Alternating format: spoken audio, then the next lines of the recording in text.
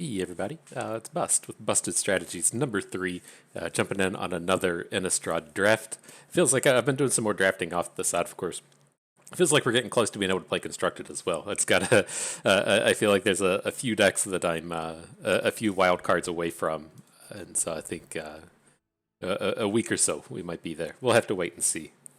But I was kind of hoping it to be like a little bit more value oriented towards Constructed as to trying to craft things that would play well across multiple formats.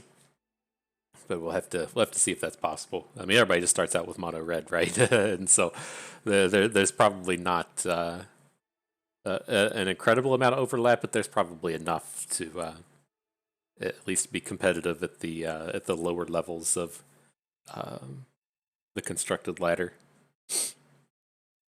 I mean, we're already up to gold in here, so drafting at gold, practically mythic. All right, I've never seen it take this long. Is it messed up? Oh my gosh, let me cancel this. Get start over? I think I broke it. Ah, there we go. We done did it. We broke it. Try this again. Oh my gosh. Work game. Try that again. Get this back up. Restart the old game. It's still spinning. There we go. Okay. I'm not I'm not used to Magic Online shenanigans. I'm just sure it's just broken every time. So, alright. Good. Oh man, there's a planeswalker. Looks like we're drafting green this time. I'm not like really big on green. My kind of like consensus on the format now is flyers are super important and werewolves aren't that good. And where I kind of see that going is I think the people drafting like werewolves are probably doing the ones that are too cheap. It needs to be more mid-rangey, and then I think the bird admirer is going to turn out to be fairly important in the sense that we need reach units, and so we'll be kind of looking towards that in this trial as well. But yeah, we're not passing on this planeswalker. I'm not even real sure what it does.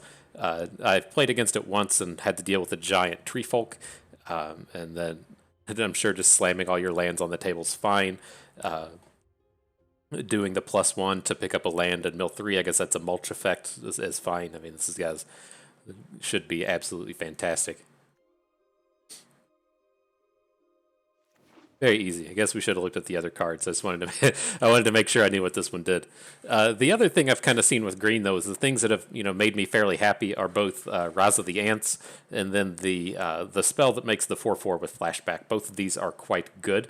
I'm leaning towards Rise of the Ants here, so we don't just have to go too deep into anything. And I'm not immediately seeing any cards that I'm really in love with. I do like Beloved Beggar and Blue White. The Astronomer is a little bit too much work, but it is a bear with upside. The Blessed Defiance, Ritual Guardian are all bad. Unruly Mob is only decent in white black. Hobbling Zombie's okay in blue black. Same Siege Zombie would be the next best card out of here, but I don't really want to be diving into Siege Zombies here. So let's just stick with Rise of the Ants, stay in green, and see if we can't be some kind of mid-rangey style deck here. Looks like we're going to have to get some direction out of this one, though. We're never playing Return to Nature. Not a huge fan of Path to the Festival. It's fine, but really feels like it's kind of just a 23rd card. And so here I would be, looking for a way to kind of find a different color with either some removal or just a high quality unit or something to give us some direction. And I mean, the only removal is Burn the Accursed. I just talked trash on werewolves right at the start, but I think that's kind of where we see ourselves going. We could look towards Candle Trap. It is a removal spell on its own. So I think it would come down to one of these two. All these other units are fairly mediocre. Like, I'm not taking the Angler unless we're actually in blue-white or blue-black. And so I think it's tough. Like, I think Burn the Accursed is more powerful than Candle Trap, but I think that green-red is a little bit worse than green-white. But it's okay. We'll jump into the werewolves and see how this plays out. But yeah, I mean, it's at least a bit of payoff in the green with the next pack. You have the Outland Liberator, which is fine. The Shadow Beast Sighting is the one I was talking about as far as picking up the flashback card. And this is where we're going to go with this. The Liberator is good. just having this the 2/2 that can take down an enchantment is a good deal. But the 2 drops aren't like super tough to find in this format, and I also don't feel like the format is ultra aggressive, and so I don't feel like we needed to pick up the Liberator. The Immolation I do like, but I'm not really really married to red just yet. So let's continue down this path with the green cards and pick up the Shadow Beast Stiting. Oh, come on, bud. We got a we got a draft helper here. He's thinking about coming up here to hang out. There we go. Thank you, bud. And so yeah, kind of the same deal here. I'm not opposed to playing two Burn the Accursed, but I don't really want to. I am a reasonable fan of Timberland Guide, either just a 2/2 if you need it, can activate some covens if you needed to. If we need to just spread the love out to make another unit bigger. All in all, it's all completely fine. Happy enough to pick up the guide. There is a Sun Gold Barrage here, which reasonable removal as well, but hopefully we can just kind of find a little bit of direction before we have to decide on one of those. All right. There's a Voldaren Ambusher. I'm trying to think how I feel if we're just playing this for one. We're probably never going to hit this for two. And there are like reasonable decks, mainly like blue-white, where you're pretty happy to have a 2/1 that can come in and just deal 1 damage. And I think that's kind of where I want to lie here. I'm like have Silverbolt is kind of growing on me, but I don't think this isn't a unit. So I kind of want to have the unit as opposed to just the kind of removal spell. Okay, and then if we are wanting to jump into a little bit more vampires, that is the Famished Foragers. This is basically going to be like a 23rd card in this style of deck. I'm not really amped about it. There's a second Shadow Beast sighting, which I'm mainly interested in. Feels like as these cards play out, at least in pack 1, we should probably be in green-white as opposed to green-red. I would like to pick up Join the Dance or the Gavany Trapper. The Trapper plays reasonably well in these style of kind of slow, dirtily decks, but I'm going to pick up the Shadow Beast sighting here. Don't really need to look into too many more of those, but it's a nice little picking up 2 of those. All right, decent enough combat trick and Might of the Old Ways. This deck actually feels easier to hit Coven with than the actual Coven decks, just from being able to play units like the Shadow Beast sighting. Picking up these 4/4s or on the 0 attack ones is pretty important. It's super easy just to have tons of 2s and 3s, but finding 0s and 4s is a little bit more challenging to do. But reasonable combat trick.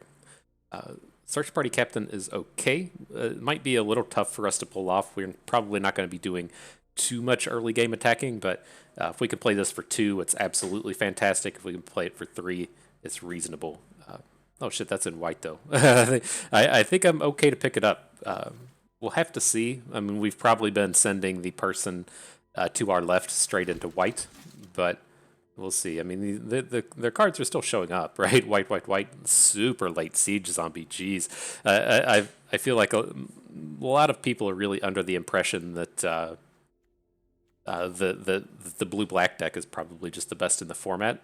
Really tough seeing these Siege Zombies this late, but I don't want to be jumping into green-black at this point. I'm just gonna pick up the kind of the stall unit here. We're never playing that 1-drop vampire.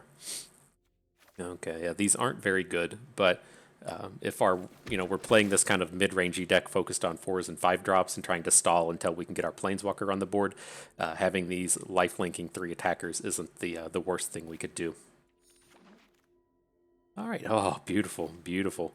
Just choice removal showing up at pick 14. Appreciate it. Jeez, even there's no respect for the for the werewolves. I don't know what Sigarda does, but it's mythic, and I bet we're going to play it. So let's take a look at this real quick. 4/4 Flying Trample for double white green 1. Humans get 1/1, and then if you're covened, you get to do a bit of Court of Calling in your top 5. That seems pretty choice. Absolutely going to pick up this. I think we're going to have to push out of red. If we're base green and trying to play a double white, I don't really want to be running these red cards. I'm going to go ahead and move them out. If something changes along the way where we pick up some more like mana fixing, I think we can do it. I think the mana fixing in this set's pretty horrible, though. But as far as at least the other cards in this pack and what we could hope to wheel, hopefully some of this like white cards will come back. It would have to be the Candlegrove Witch, just because there's not enough quality cards otherwise. I can't imagine we would see any of these other ones. Okay, okay. So I think now we just need to kind of like focus on our curve a little bit. I'm interested in the Search Party Captain, but like there's also the Harvest Tide Sentry, but like it's going to be tough for us to actually be coming in here and like attacking with these early game sentries to activate the parties. But look at that! Look at that curve. We're just so stacked on the fours already. I think we just need to start taking the earlier game plays. I don't want these Search Party Captains getting clogged up in our hand. In your hand, rest in your graveyard. That's not great. That's a 23rd card. I think if we're on, say, like green-black or blue-green or something with self-mill, tapping at the window would be okay. I don't think it's going to be particularly good here. Still haven't got to play that one. At that point, it probably says a lot about the quality of that card. All right. When another creature you control dies, flip. Whenever this attacks, return a creature card 2 or less from your graveyard to the battlefield tapped and attacking. That's pretty powerful. I'm getting a little sad because it's like I keep seeing like these immolations and even more so seeing the Mood Ranger Slash show up, but I'm pretty confident we're just never drafting enough red here. I mean, we could take the Slash. We don't have any Evolving Wilds at this point. I don't think we can do it. We'll pick up the Survivor. It is kind of frightening in this pack that we haven't seen any green cards. How our opponent downwind of us is drafting green, I don't know. Maybe it's just a low roll, but kind of wild seeing these things play out like this. And okay, so I'm interested in the Candlelit Cavalry. There is another Timberland Guide, and we are really light on 2s. We only have 2/2 at this point. Oh god, who can't? It's like the big problem you end up having with these decks is just being able to actually win the game. Hopefully we can do it with the Shadow Beast sighting. It's just the Candlelit Cavalry tends to just shut down everything so hard. But all right, let's be real. We gotta do a little bit of curve maintenance here. Okay, very easy Candle Trap. Got to pick up some removal spells somewhere, and all these other cards are pretty terrible. What is this? Necrosynthesis? Whenever another creature dies, put a 1/1 on this creature. When an enchanted creature dies, do a bad look at the top few cards. Yeah, okay. All right, I'm not convinced. Which one is Kathar's Call? Oh, I don't like that either. It's the give a vigilance and generate some dudes. I mean, I think this could actually be potentially reasonable if you put it on a flyer. The flyers tend to be a little bit more challenging to deal with in this format, but this guy's not where it's at. There's a Morning Patrol here, which is also okay. And then we're not going to play Path to the Festival. So let's pick up this dude. At the beginning of your end stuff, like I want to give it a shot. Like it doesn't seem like it should be good, but I know that there's like tons of decks that just have no actual answer to that thing. But I mean, even if we're being like real, what's the best case scenario? Like it sits on the board for 4 turns, it generates 4 1/1s. Like that doesn't seem that good. Candlegrove Witch is fantastic though. All right. Don't like any of these. We'll just take the Field of Ruin. Look at that, getting to Jesus. Look at that diagram for it. Just maybe the people in this draft just don't know. Maybe this is everyone's first run and they don't know how good the blue-black deck is. Like we haven't seen it. The cards didn't show up for us, but it's wild seeing it show up that way. All right, we'll take the Veteran. I don't intend on playing this. Like it's pretty bad in the Disturbed decks, but it's a 23rd filler. It's fine. In our deck here, it's not going to be particularly good. All the Search Party Captains. I guess I'm glad I didn't take these earlier. these are going to be pretty quick cuts once we get to the deck building. But I'm glad we at least got that filler. All right, Expel. We're not playing red, but X damage to any target deals X+1 if the target is a creature or planeswalker. It's not bad. It's powerful stuff. So these cards, I mean, this is a very weak pack for us. I guess we really aren't allowed to complain about the quality of a pick 1 when we started with with both a Sigarda and a planeswalker, but Come on, come on. You gotta, high roll sometimes. But here, I think I'm just looking at the tireless hauler. We should maybe be looking towards the combat trick. We got 7. We got 1 removal. Let me flip through these real quick. 1 combat trick, 2 removals, 1 combat trick, 1 planeswalker. Yeah, let's take the trick actually. Okay, I am a big fan of this Thermo Alchemist. If you're in red, this guy is extremely good. He plays very well in vampires. He plays well in the spell-centric decks. Of course, we're not taking advantage of it here, but quite a powerful bro. Otherwise, there's our Bird Admirer. I'm actually pretty interested in the Bird Admirer here. We're not going to be much of like an aggressive deck, right? We're just going to be stalling, and then we're going to start trying to win through stat-based card advantage with the Shadow Beast sighting and our Planeswalkers and the like. I think I'm kind of okay with the Bird Admirer here. I'm telling you, these reach units are important. It feels good to at least have 1. I don't want to. I know I'm hyping it up. I don't want you to go out there and start drafting like 5 and 6 Bird Admirers, but I do think that this is going to turn out to be one of the more important cards in the set. Okay. Well, I mean, this might be the Candlelit Cavalry we get to take. If we're getting stuck with like a 4+ cost card, I'd rather have the Cavalry than the Weaponsmith or the Cathars. But this will work. Somebody out there going bust. It's pronounced Cathars. If you haven't spent 6 months listening to me say Diaz and Vigio. But at any rate, here I think this is an easy clear shot. Which one are you? This is a decent unit, but the clear shot's it's a fantastic removal spell. I'm surprised to see this stuff show up in green, but works good here. Take that to our advantage. Oh, and then a Candle Trap. Perfect. Give me them removals. Okay. Another one. I don't really like to stack on the Sungold Barrage, but it's easy enough to find a target for this. I think it will be more fun. Oh, there's a Candle Trap as well, though. All the choices. I think I would rather, given the choice to have like 2 and 2 or like 3 Candle Traps, 1 Sungold Barrage, I think it would just take the 3 traps. As our deck gets more expensive, I think it's a little bit more important to have units like that. Kind of like how we rate those 1-cost combat tricks like Radiant Strike so highly. I think a lot of that applies to Candle Trap. If we're down here trying to say play, a Shadow Beast sighting and Candlelit Cavalries, just having that cheap removal spell can be quite important. Okay, well, really do love the. I didn't stop and talk about the Candlegrove Witch. This is just a really high quality unit. Happy enough to pick it up. Then here between the Cathar Commando and the Timberland Guide, I'm just going to take the Guide. We have a reasonable number of Coven cards to where I can see him being important. This isn't really a format where artifacts and enchantments are important to pick off. Oh, still here? Yeah, I'm here. I'm just talking and shit. Get out of here. So, let's see. Tireless Hauler is the only thing on color here.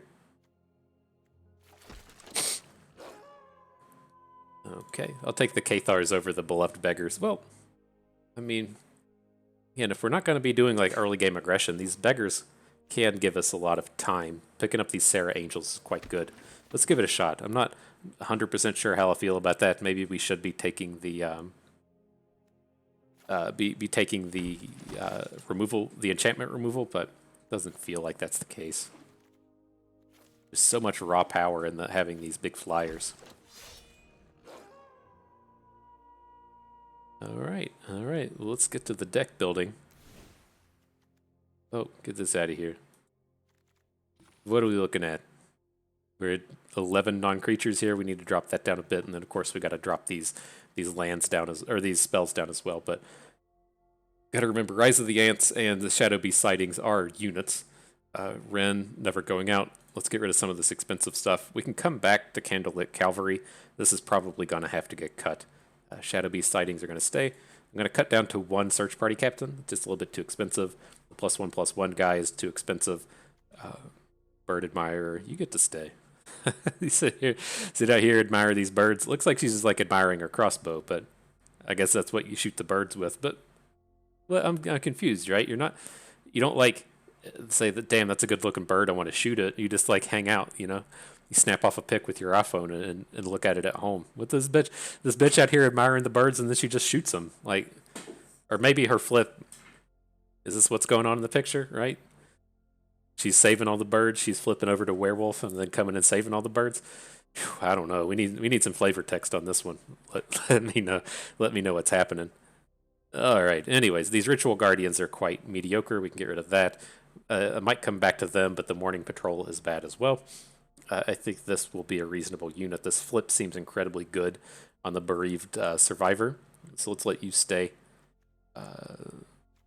Where do we stand in terms of 2-drops now? That curve looks a lot better, right? There's very much a portion of that draft where our 4-drops were just like way up here at the top.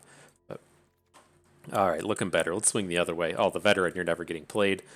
I want to try the beggar in a non-disturbed deck. I mean, you know, no one's amped about playing a 0/4, but we have like a handful of ways to do self-mill, right? Like I think Sigarda does it. She goes to the bottom. I thought some of this might have. Wren does. Wren and 7 put them to the bottom, and so she has a little bit of value in that sense. And then just getting that big unit is quite good. Keeping the Timberland Guides. Timberland Guides kind of interesting as well. Just putting a +1, making the beloved beggar a 1/5. Let her hang out in combat a little bit better. Okay, I think that looks a little better. Where are we at? We're at 14 creatures, 11 non-creatures. I want to get some of these non-creatures out of here. I think we probably have too many combat tricks, right? So we've got, what was that count at again? Let me see. 9 non-creatures? Okay. So probably look to cut like 1 or 2. So the 3 candle traps are staying. I'm looking at like Flare of Faith to be removed, or Might of the Old Ways to be removed. Sunkel Barrage will stay. Clear Shot will stay. Oh, one of those is also a Wren and 7. Get it? I guess that Planeswalker is not a creature. So let's do this. Let's drop the Flare of Faith. I think I'd rather have the one that could potentially draw a card in Might of the Old Ways. That lets us go back and put one more card in. Again, I think we just need like early game stuff to help us not die. And so I'm not real amped about playing either Morning Patrol or Ritual Guardian. Kind of leaning towards Ritual Guardian, though. Let me swing around here. I don't think we'll be able to reliably search Party Captain. Don't want this big 5-drop. We have enough late game as it is. Okay, I might switch this out a couple games into the draft. We'll have to see. I just feel like I want like the stall, right? We have to have some of the absolute most top-notch late game between Wren and 7 and Sigarda. And so I'm sure that's also a human, isn't it, right? I wonder what's our human count at. Just actual everything, human.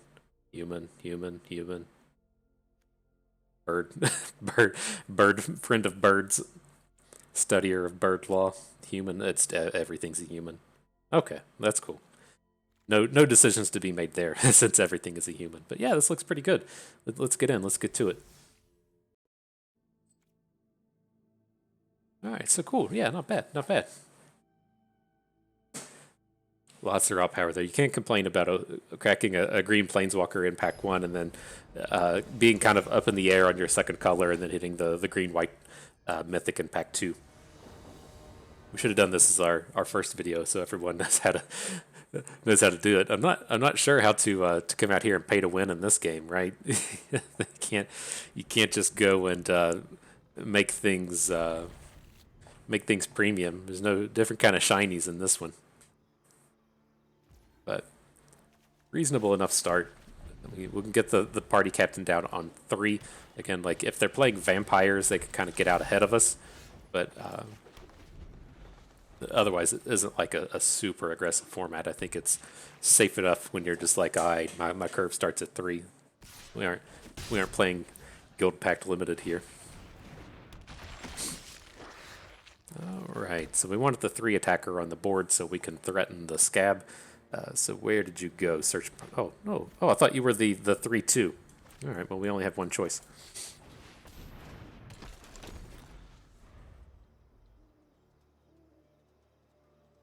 You're about to turn into a 3/2 whenever Sigarda comes down.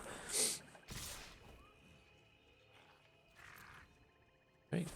Aggro zombies.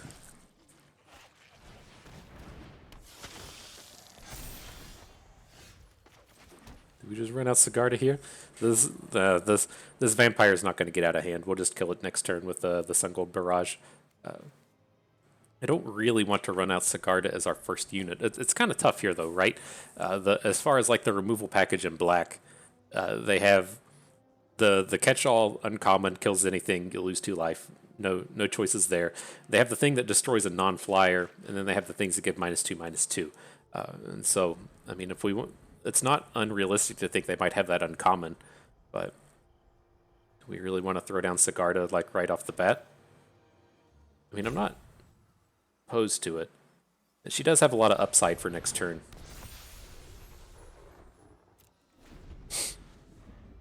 Right, if we make her like Coven, we can attack and get this ability going. Like, there's a lot of good things that can happen here.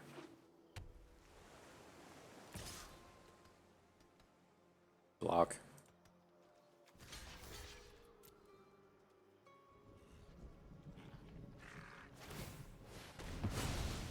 Sure. Oh, that thing transforms. Oh, I guess it's, at the end of the day, it feels like we just traded our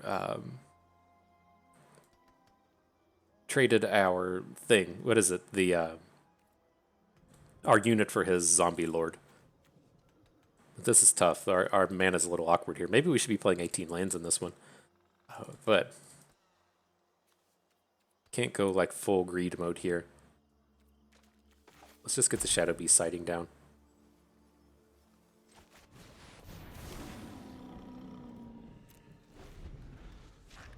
I definitely think this is one of these games where if we don't lose, we'll win. So we can eventually, if like the Blood Thief grows, we can hit it with the Sun Gold Barrage. Like I think all this is fine. Get to draw your card.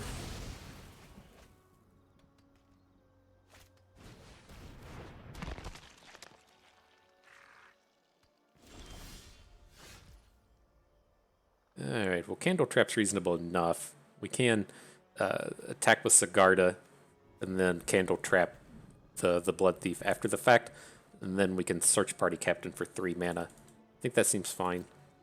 He's tapped out, so he's not going to have -2/-2 shenanigans for her or anything.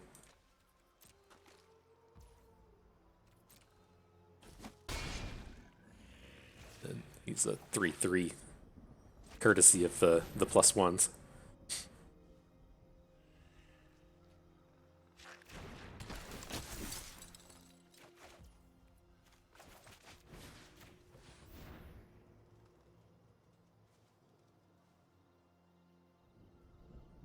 All right.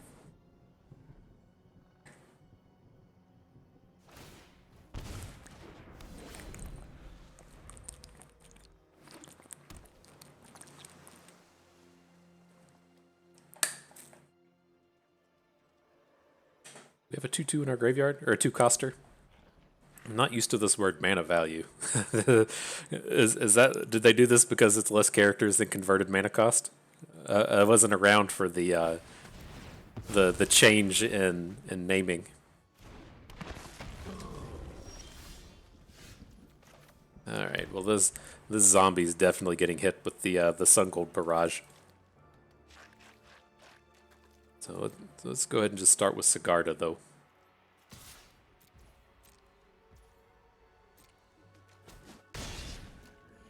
We'll add a Harvest Tide Sentry. Well, I don't think there's any force spikes in this game, or in this format, but I definitely want to hit the Behemoth on our turn. I'm not letting this dude untap into Dissipate while he has this giant thing on the board. So we'll go ahead and take care of this. Don't think there's any force spiky kind of cards that make us pay mana, but we'll pay the Barrage first, just in case. All the combos from Guy. Okay, and then we're getting to the point where we can just start attacking with the squad. As long as he doesn't add any more big boys. Even if he adds a big boy, I'm not completely opposed to just slamming both of our units in.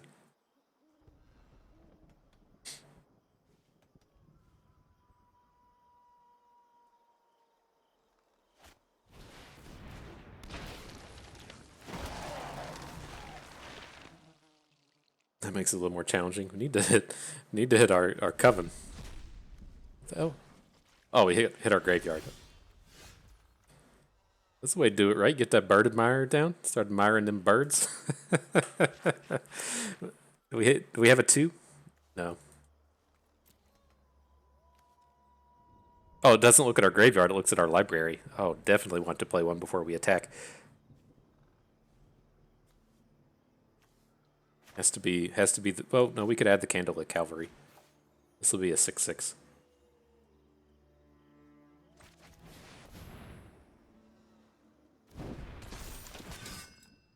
I think we're good to attack with both Sigarda and the Sentry. Right, his attacks are no good here. He can only block the Sentry with the Horde, which we're fine with. Then we'll get to do our collected company here.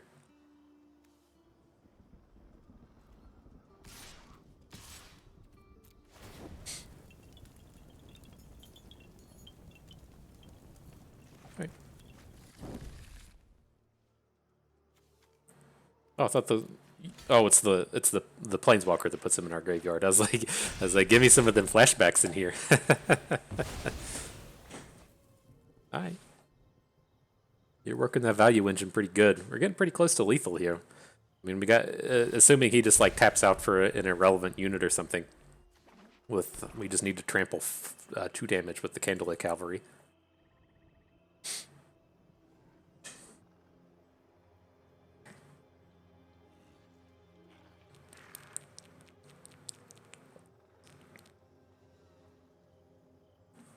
I'd assume he's going to be attacking with at least one of these zombies, right? He wants it to die so he gets to draw his card.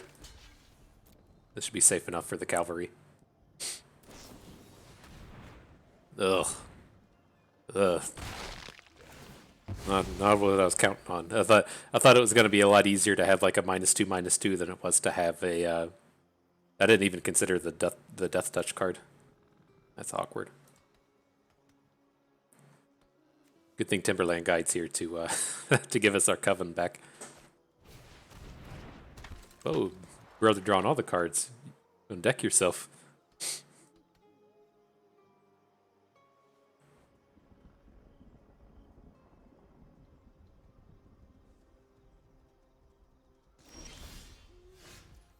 I guess they're saying these is like, can we just lethal him? Can we kill him? We're a little bit short at the moment.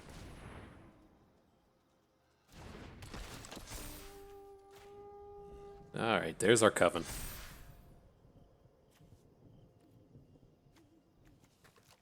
We want to attack with the search party captain? Like we're most certainly playing the. I don't think so. I want to keep our coven. Well, oh, it's only on our turn. This thing gets the life link. His blocks look too good anyways. If he just throws all of his units onto R3/3.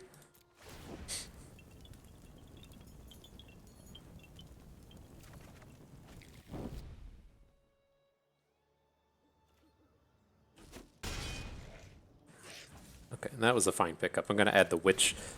So if we're in a space to where he has the removal spell for Sigarda, we can still potentially win the game with the Candlegrove Witch plus the Timberland Guide to make her a 3/3.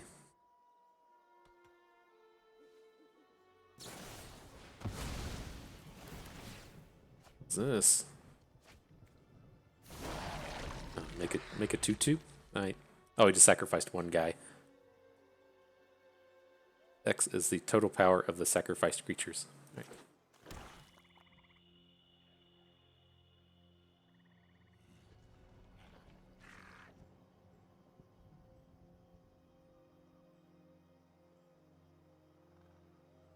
This dude has to feel bad. He's drawn like a million cards this game. That's had no answer whatsoever to Sigarda. All right, we'll take it, I guess. This one doesn't die like the other ones. Uh-oh, it's tapping mana weird. What's this thing gonna be? Sure. He's down to 3 mana. There is the 2 mana bounce spell that just returns anything. If you return your own thing, it draws a card. Otherwise, the zombie generating bounce spell costs 4, I believe.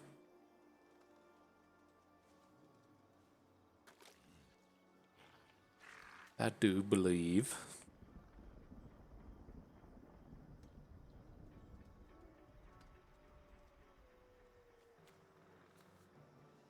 Getting them, Sigarda. Good work.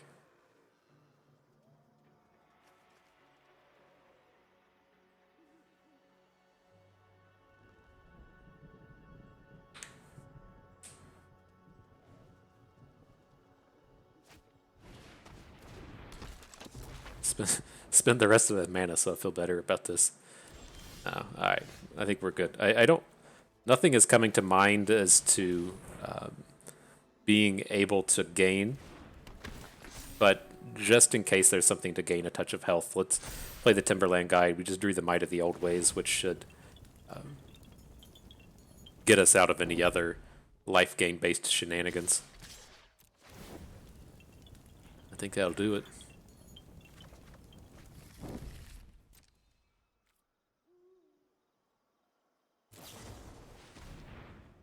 Sure.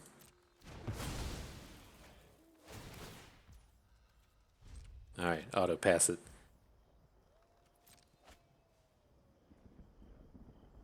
Rip. Okay. You're using your abilities. Good job, guy. All right, good deal. It's so weird though after playing all that Runeterra to be like, all right, let's pick up our next champion and let's make some trade picks. It's so used to that. It's such a good mechanic, but not the way it works here.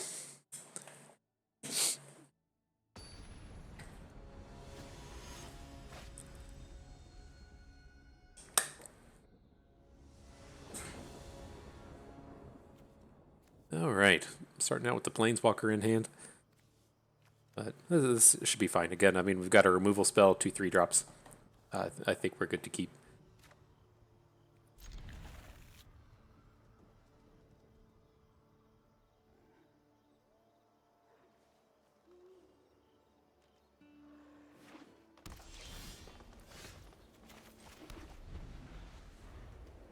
Still, I think that's my question with this is if we should go up to 18 land. Still feels like we're a little light on land. I mean, we could probably take out like the search party captain. But, let's start with the Ritual Guardian. If we want to like attack and trade with it next turn, we can still get the Dauntless Avenger on the board. Maybe get her to flip. Whoa, that was aggressive. I realized this was such a such a high value unit. Ooh, there's how you top deck. Now let's go ahead and read Wren 7. Get out of here, deck tracker. We're about to play it. We can +1 to do the mulch. We can +0 to put 1 additional land on board. -3 to put a giant tree. And -8 take a while. So interesting. A candle trap. So if we just play -2, then we get a 5/5. And then we can start to mulch after that for a bit.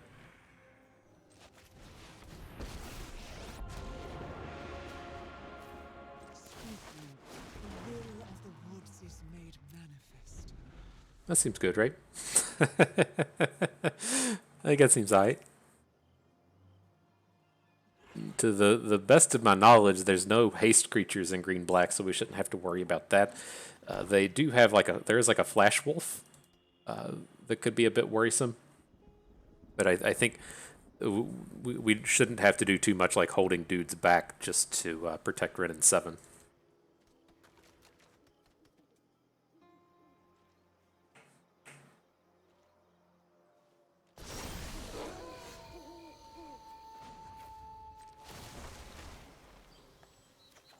Put all land cards revealed this way. Oh man, I thought that was a 1. Wow, even better than I thought. You went for the flip. We have 2 answers to the flip. We have both the candle trap, and then we can try a Sun Gold Barrage if he has a flash unit.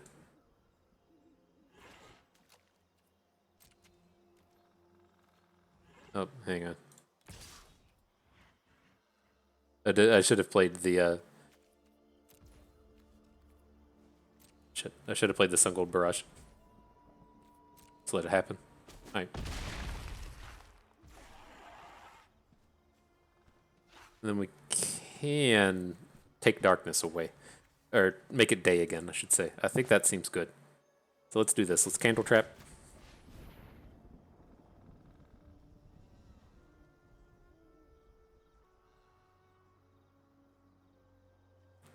We'll add the Bereaved Survivor.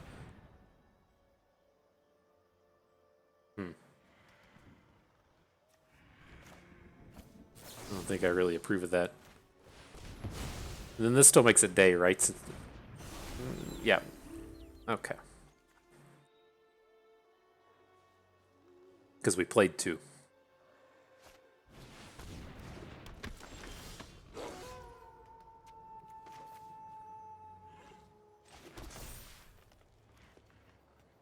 Can start flashing this stuff back.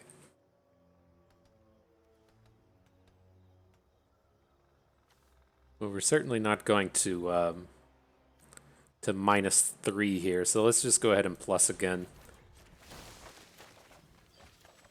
We hit another giant flashback. Feels good.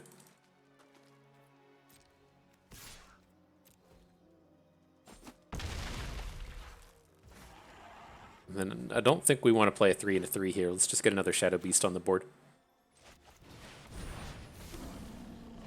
And double check. I couldn't remember if this thing had trample. It would have been a bit awkward if it did. Cool.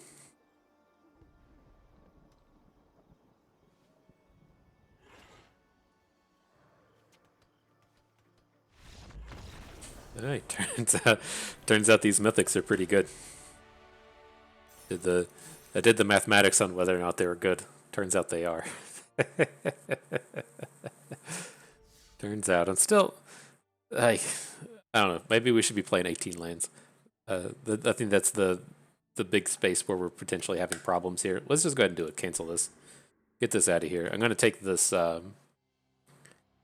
4-cost 2/2 that draws a card out of our deck and put an 18th land in. Make sure there's not anything cheaper that we want to still hang on to. Maybe we get rid of Ritual Guardian and then hang on to the card draw unit. How many 3s do we have? Just in kind of in terms of being able to hit a Coven.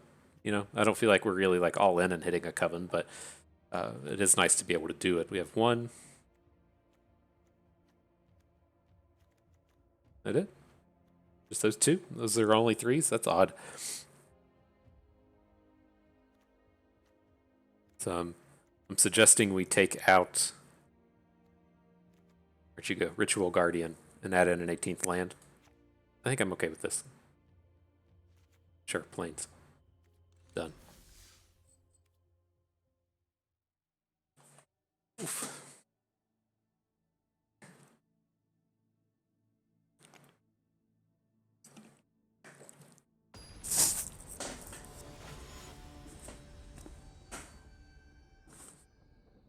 As I drool a bunch of water all over myself. Well done. Play of the day right there. But yeah, this is reasonable. It's got mana and an early game play. Let's keep it.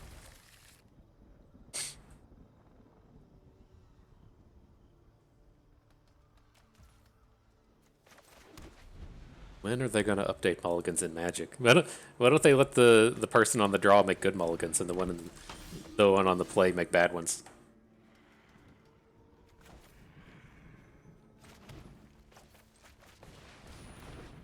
Right, and all these other games where you get to pick and choose what you mulligan away and redraw instead of having to go to 6.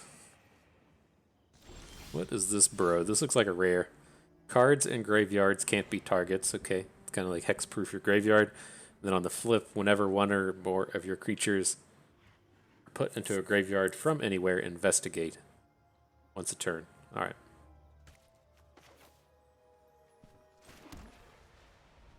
This dude's kind of annoying. I don't know if I feel like he's worthy of a removal spell though.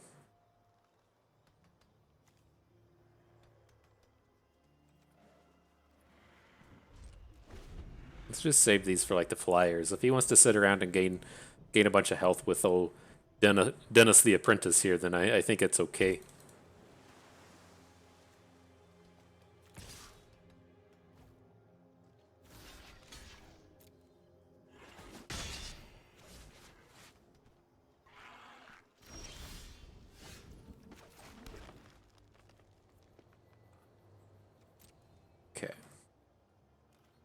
gonna draw. Now we're gonna draw a ton of land because we added 18 in.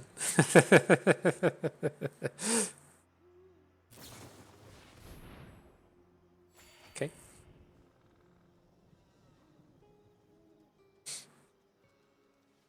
Where's our bird admirer at? This is what we're after.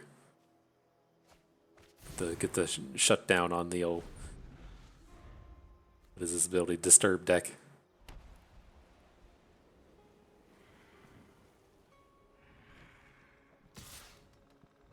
Blocking Dennis. Here comes. Alright.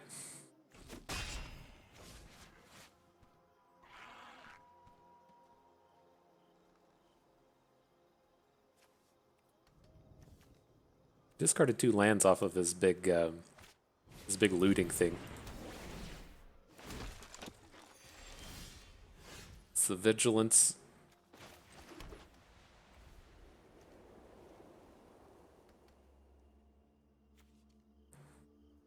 Okay, I mean he's becoming a juicier target for the candle trap, but that's a turn from that's a play a few turns from now. I don't think we're in any real rush.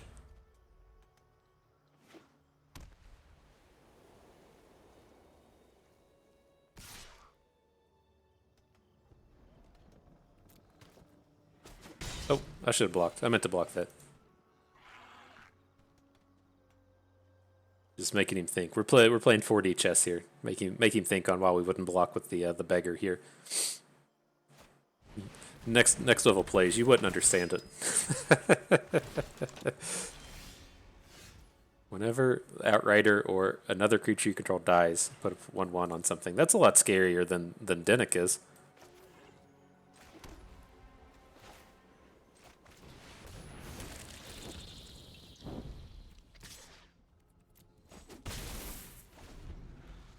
Whenever the Outrider or another creature you control dies, put a 1/1 counter on target creature you control. So that happens multiple times in a turn. That's kind of scary. Probably have to. This is our candle drop target. Just get this exiled. We're coven, so we can get rid of this thing. I don't think it's too bad to take. What is this? 2, 6, 7, 7? 2, 4, 6, 7. Yeah.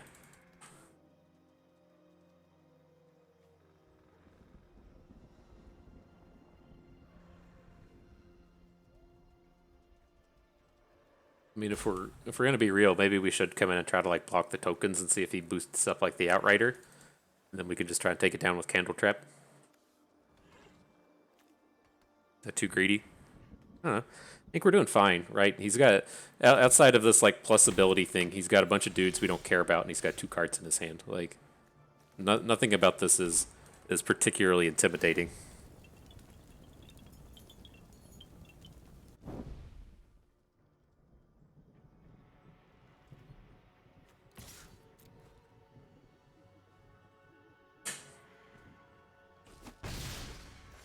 Getting him. That's how you aggro. It's like, do we even care? I mean, if he's not going to attack, I'm not gonna press the issue.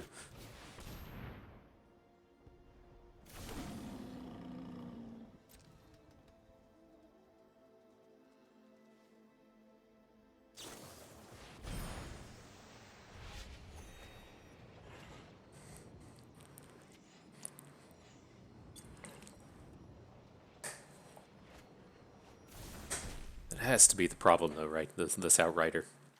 What is this thing? Exile non-legendary creature, then return it to the battlefield.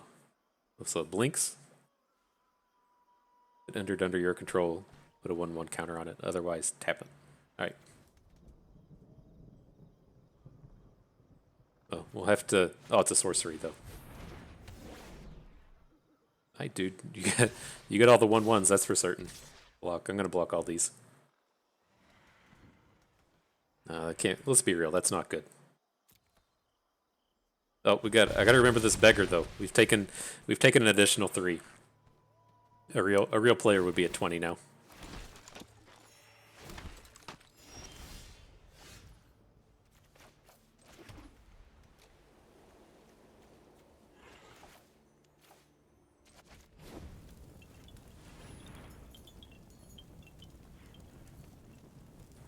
Sorcery. Had to double check that. Sorcery.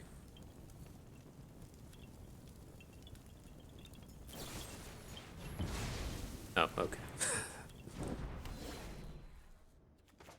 Turns out I got a 1. I'm gonna put it on the beggar. We still keep our 1, 2, 3, but now this can block all this big pile of tokens that the dude has.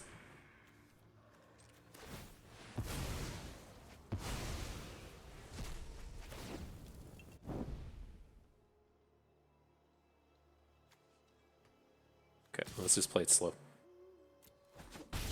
I was ready to attack with like one of our bigger units, but now that he's removed our 4/4, I want to wait until next turn when we can start adding bigger stuff.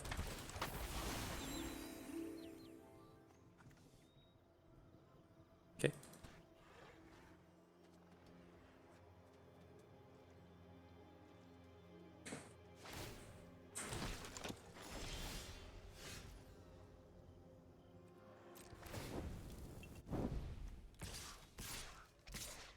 We'll just have to accept some bad trades here. Like, he has these blocks where you can put the Sage and a token in front of a 3/3. We just have to make our way through these. Oh, this is great. This is even better.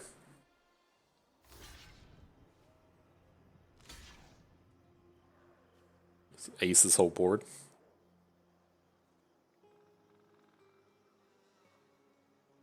Okay, okay.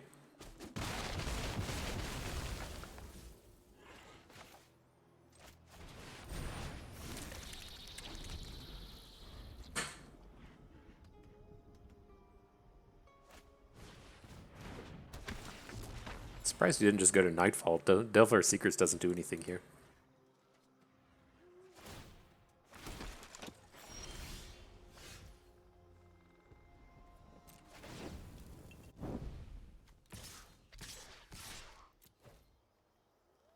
Comes the thunder.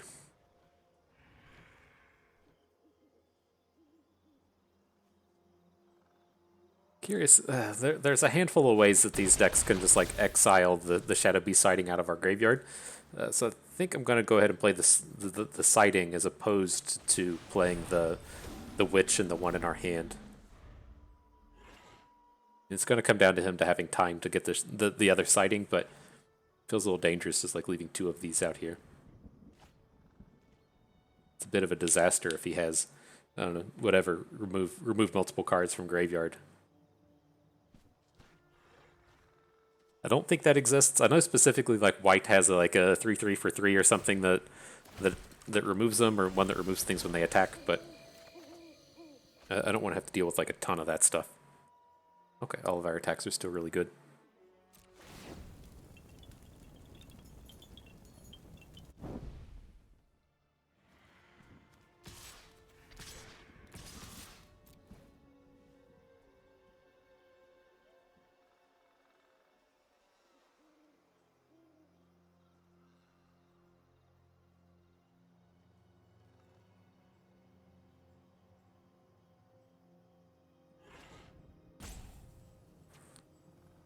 Getting overwhelming out here.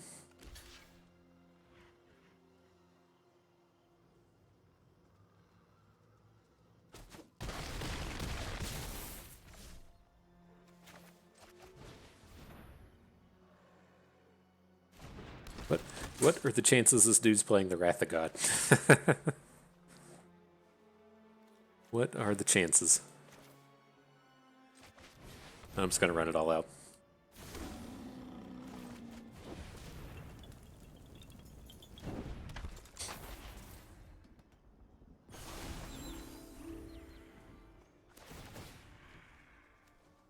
Oh, we letting them draw cards off this thing. I thought I saw the animation go up, but I wasn't paying enough attention to really realize if this thing happened.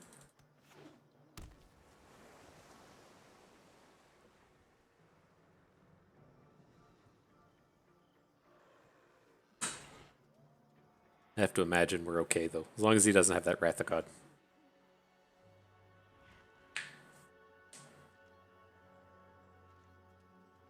I haven't got to play the old Magic Arena on mobile yet. This seems like the kind of boards as to where not designed for the the mobile.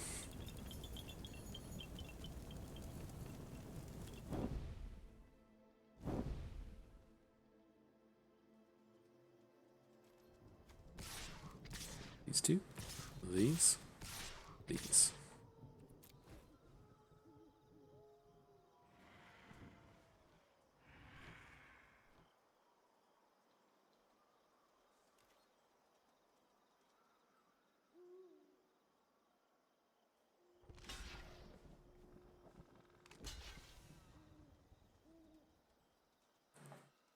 Getting them for about 10 right there.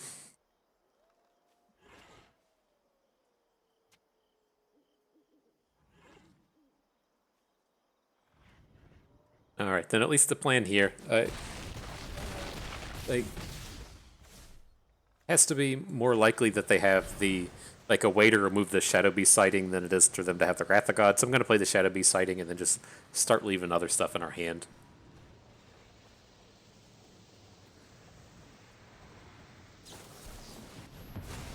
Oh. All right.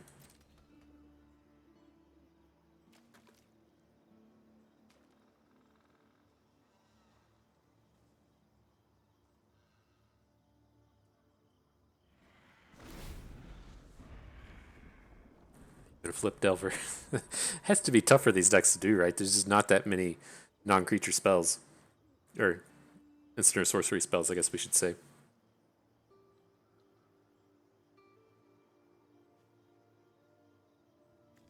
He was traditionally not good and limited, or at least in Innistrad of old, Innistrad from 2010.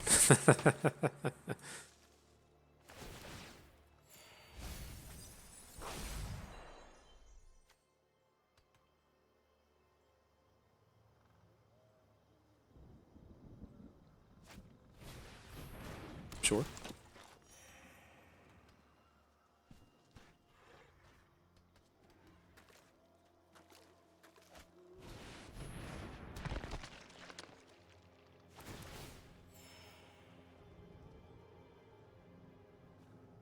All right, where's our mythics at? Let's get this, let's get this over with.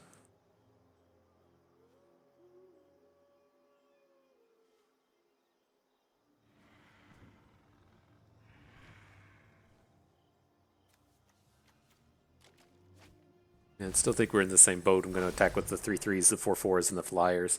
He's starting to get, better blocks, and he's going to have a annoying, unruly mob. But this is fine.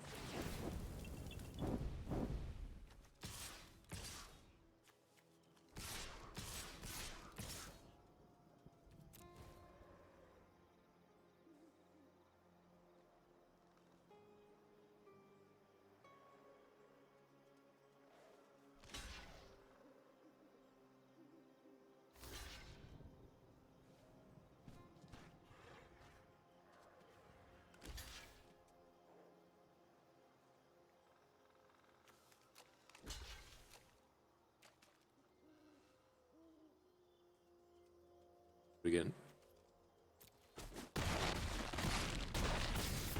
+4/+4 on the bob. Not bad. Oh, there it goes. I was like, I'm pretty sure this guy gets gigantic.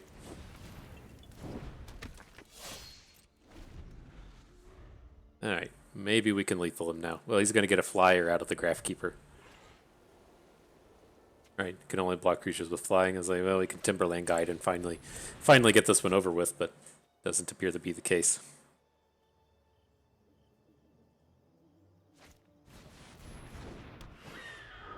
There's his way to pick on our graveyard cards. I knew that there were some of these things.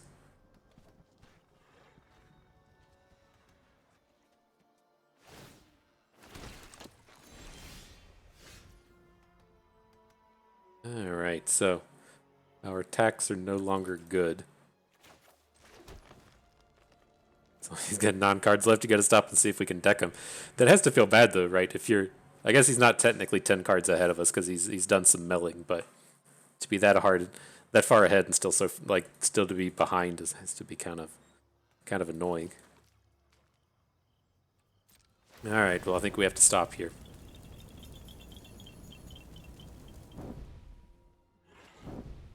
Our deck is good at this point, right? We have 2 removal spells in Candle Trap, a third removal spell in the Barrage, a 4th removal spell in Clear Shot, and then our big epics are still here. All right, no attacks, and then we're on daytime, right? So I need to play a card to keep it from drawing a card.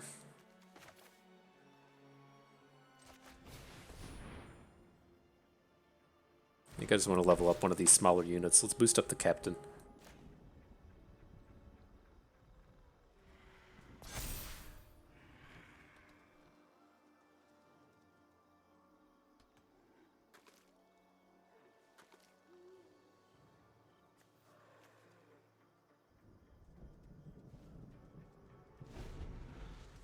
I guess we did have to deal like. I wonder how much damage we've dealt this game. It has to have been upwards to 40.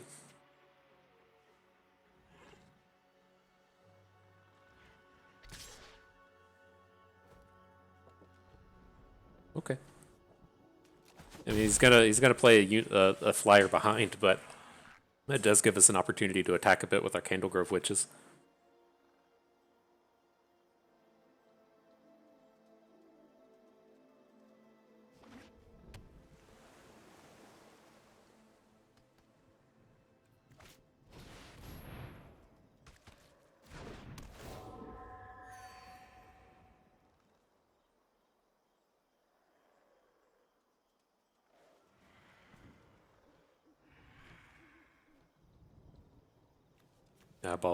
Eyeballing the Silver Bolts. Sure.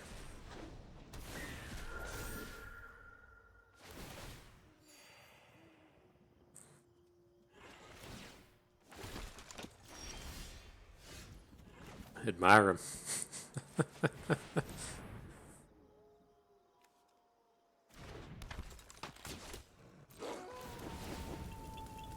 I mean, it might realistically be this game that we just try to deck them. I mean, maybe we should have let like the Filament Sage flip, just so we can try and get them drawing multiple cards.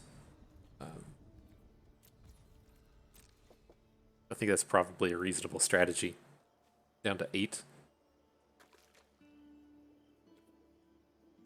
Like if we just say like plan to let it flip with him draw with the Sage, and then so like we just don't play the Bird Admire, let it go day, and then hope we don't draw a land, so we could play Admire plus another card on our next turn.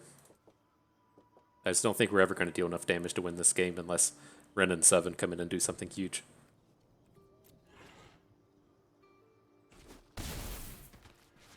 We should have picked up on that strategy like 2 turns ago. I think we'd have been in a little bit better spot.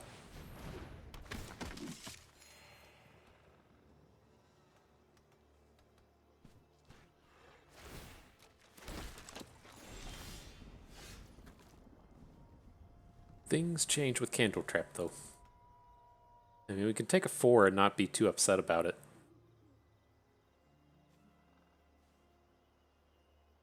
I like it. Let's not play anything. We just got to do our strategy starting this turn. So let's not play the Candle Trap.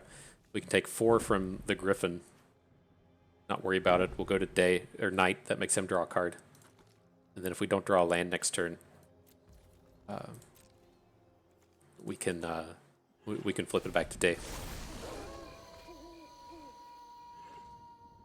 5 cards in hand now, or 5 cards in deck now.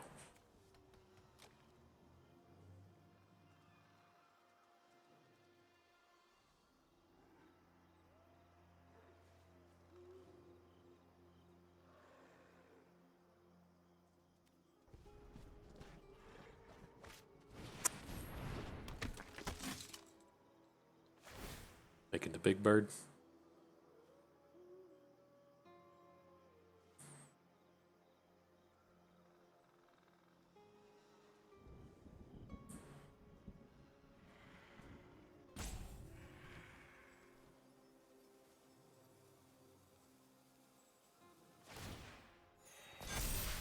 Wonder if he's gonna flip it. I wonder if he's gonna play a second card this turn. That would be interesting.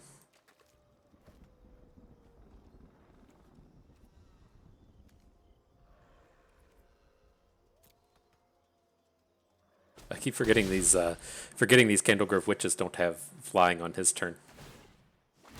Probably should have done some attacking with those as well.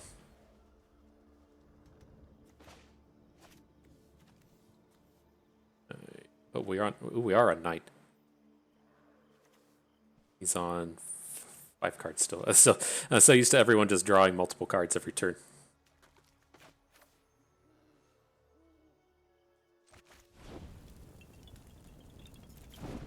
Let's do this. Let's go to combat. We'll attack with the witches. Now that I realize they can't block. I mean, we're kind of low on health now, anyways. It's just no attack. We're not going to kill him with combat damage.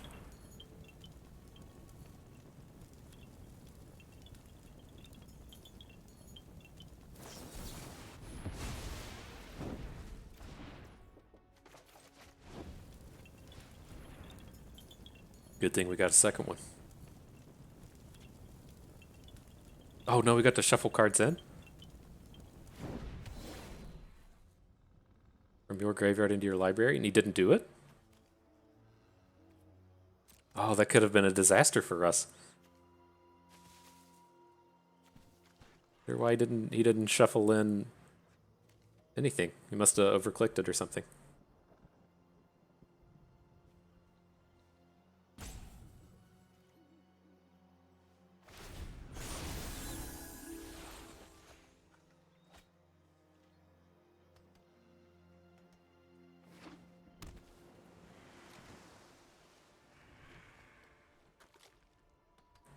This is kind of scary, though. We're gonna have. I think we might be too slow in this now. He's got 3 cards left, and we're not gonna have good answers to this flyer.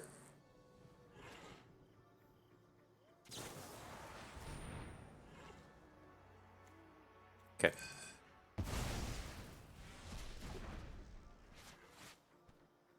This is not good. I think we're probably dead here.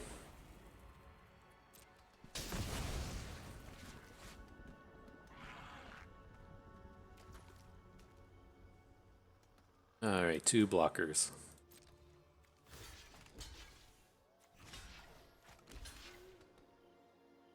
And do we get value blocks anywhere? I don't want to kill off this thing. I don't want him getting like the unit back. Kind of same with the other 1-cost unit down here. But this thing can go. This thing can go. Yeah, this is just too hard to see.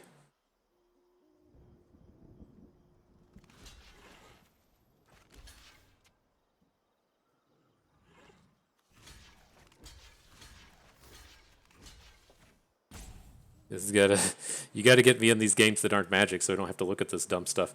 It's too hard to see. We're taking 2 from these 2, 4, 5 total. God, I wish there was a better way to see this. 1, 2, 3, 4, 5. I think that's it. 1, 2, 3, 4, 5. Shit. Oh no, you can unblock.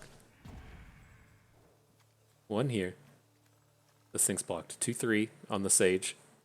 4, 5 on these tokens. And everything else is blocked. Okay.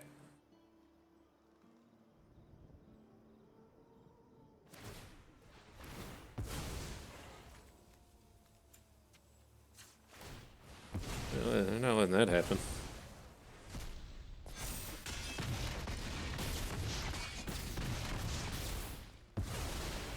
Alright, well, I'm not sure how close we'll be to having 14 here, especially since he has a blocker and Dennis. But draw something good? No. No. I don't even have 17 on board. Man, I was so close. So close. Maybe if we'd picked up on the card draw thing a little bit earlier. That's tough, though. I mean, you can see what happens when your opponent's allowed to draw 8 or 9 more cards than you. But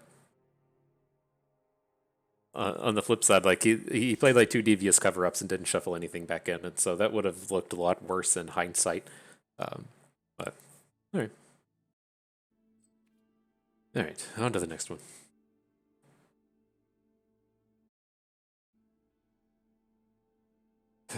uh, in the previous draft that it wasn't recorded. It was kind of similar to what this guy just did.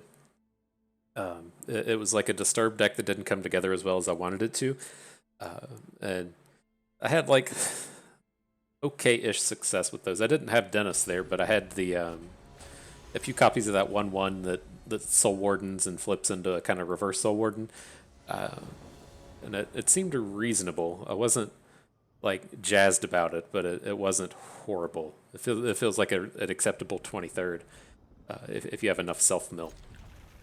But it certainly gave us problems here. All right, well, we just drew into the curve filler with the planes for the Candle Grove.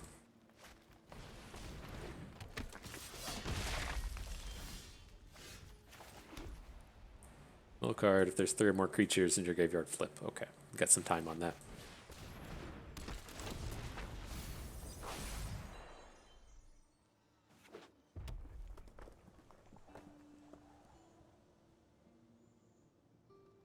Ready to come out and admire these birds. She's she's real excited to be on this board full of 4 or 1 health units.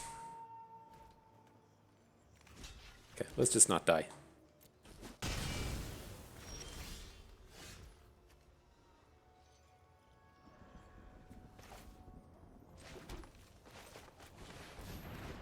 Get him, bird. Admire it.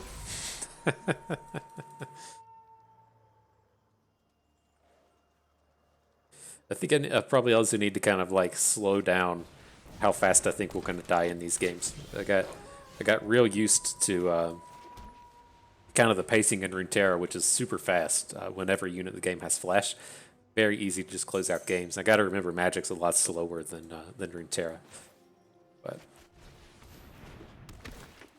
I think we're fine. Right, because technically didn't need to make that trade on the previous turn. We could have just taken 3 and shut down his board with the Bird Admirer. But then again, it's also a challenging unit to block. We'd left his 3/1 on the board. 3 damage to a creature if it's a werewolf. So it doesn't... Are you a werewolf on your front? Yeah, that's a little sad.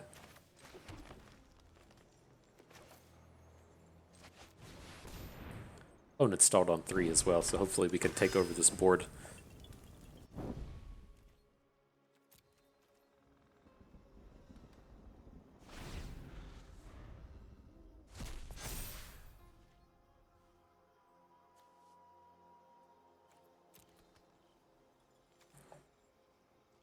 Don't need to answer this thing like just yet, but we do have to answer it before we can start attacking with Rise from the Ants.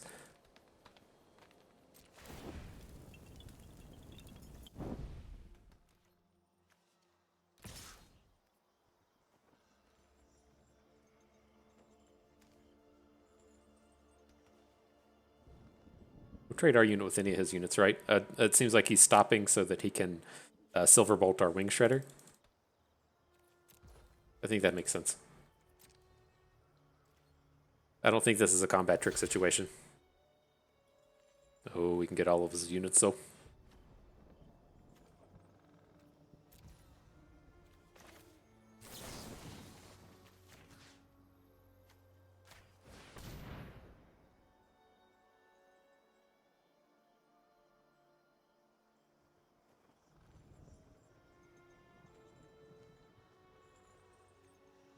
So strong if he doesn't have the combat trick. Okay, that's fine. Did we played 1 spell. I don't really want to flip though. Is he going to get more advantage out of werewolves than we are? Because it's going to be like a long time before we can play 2 spells in a turn.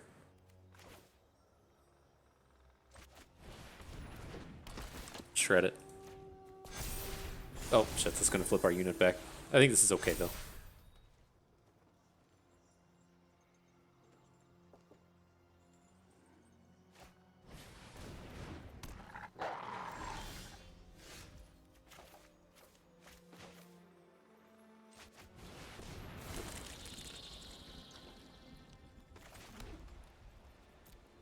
Alright, we're empty.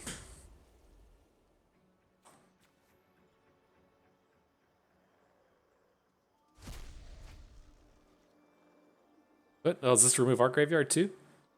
If you exile a card, hang on. At the beginning of your upkeep, you may exile a card from a graveyard. If you put a... Oh, damn. Oh, that card's a lot better than I thought. I didn't realize it did all these things. There it is, so... There it is.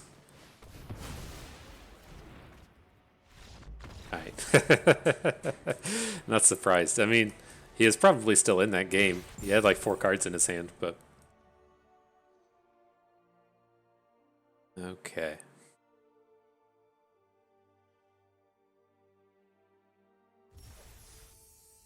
But we're learning. We're learning as we go. Feels good. Yeah, I didn't give that guy much respect. He had a lot of text, and I thought that he didn't really fit on theme with a lot of decks, but he probably... That Death Bonnet thing probably just fits in like literally every green deck in the format. There's just so much graveyard interaction in every deck. Huh.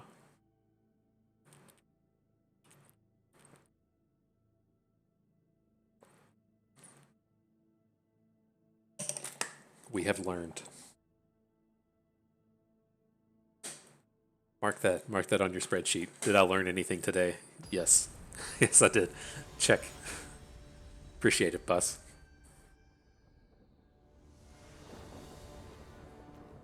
What is that? Was that like weird Liliana? Did she get old? Who is that? Doesn't look like Liliana, but she has the purple face stuff. Huh. What do I know?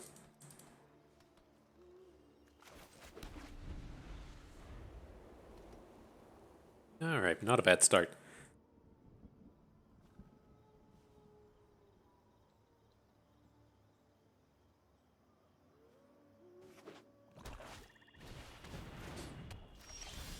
This when whenever one or more non-token creatures die, create a 2/2 black zombie only once a turn. So if something dies, it gets a decay zombie. Got it.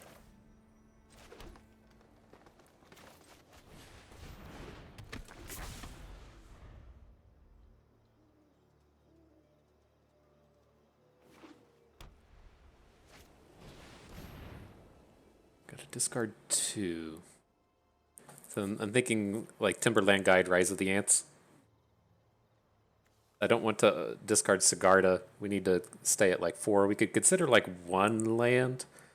Like we could discard Forest. But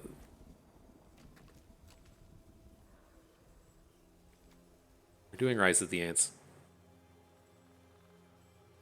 It's just like, how bad is this if we miss our 3rd land? We get 2 more draws at it. I think the guide has to just be too low value here.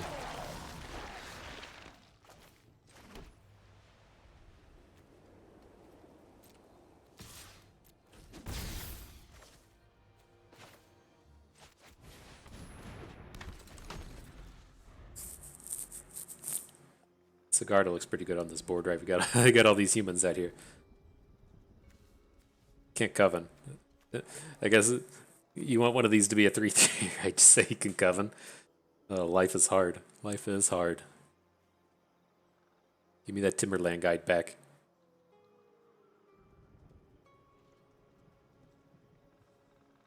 It says we'd be 47% to hit the land on this turn.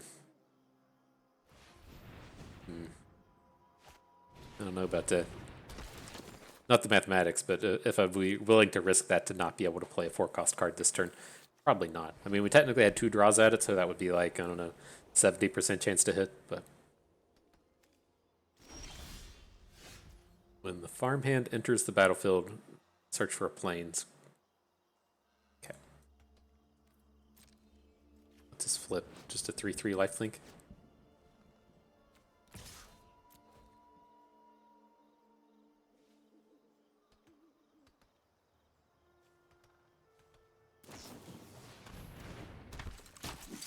Oh, coming out of nowhere. Sure.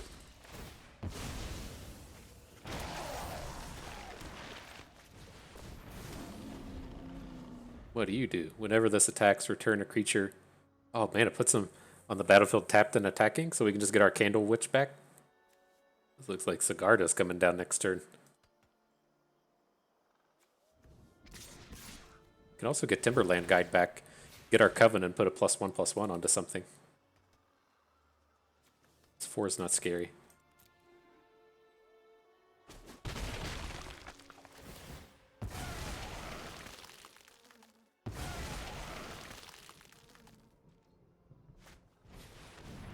And the Bat Whisperer.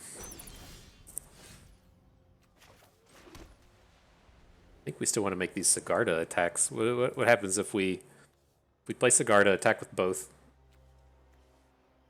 This brings back... you're enter the battlefield, right? We can bring back Timberland Guide, and then guide our beast so that the Bat Whisperer doesn't get trade on it. I mean, we don't have to play Sigarda for this to happen. I'm pretty sure we want to.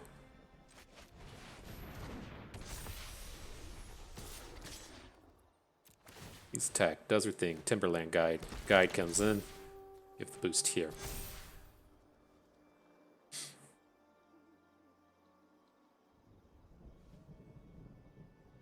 Not bad. Who wants to play Blink effects? you can just do this stuff.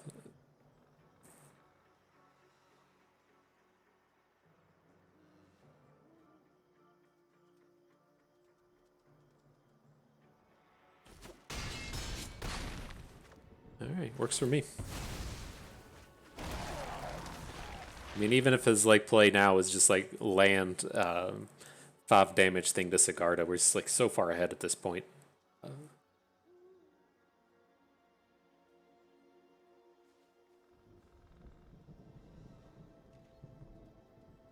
feeling even better about not discarding that land. I really want to get up to 7 and 8 to flash back these green spells. Like every draw in our deck is good.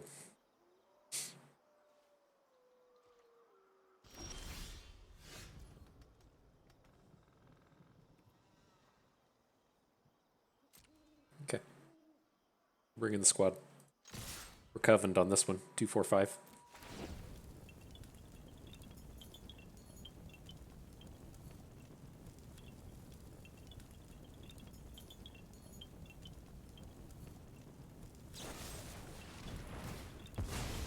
Okay, we got our... Do we not get to do our card draw? Why not? We attacked. Oh, it was with the... It's when she attacked. Okay, I see.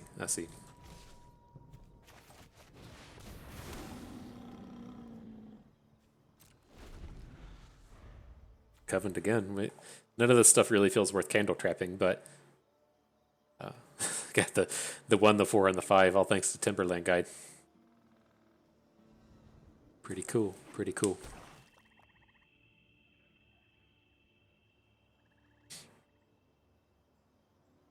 It should be tough for them to do anything too scary. Like if they tap out for, I don't know, 10/10 for 5 mana, we still just have the Candle Trap to deal with it. So that's not a card. Well, it probably is a card. There's probably like a 10/10 for 5 green or something, but does that exist? Is that a thing? I'm sure it does.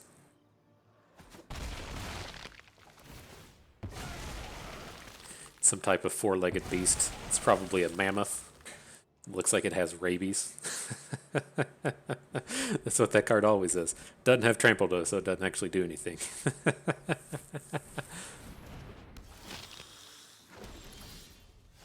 Alright, well this is going to take us a few more turns. Let's take down the Bat Whisperer since it can take down our good unit. Activate that ability.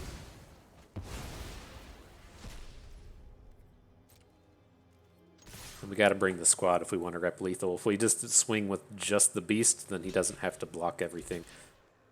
Or at least the Timberland Guide. I don't know why he's so intent on hanging on to this. Oh, it's a Coven flip. I kept thinking this was like a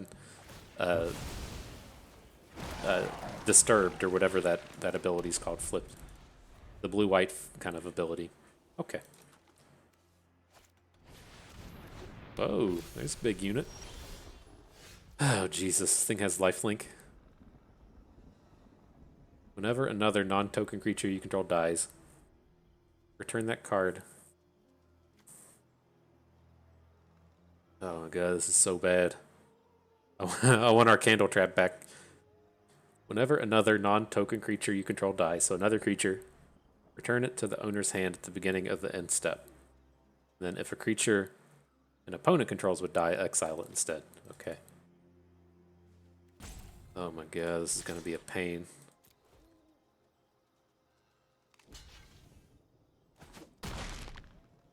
So that goes to hand.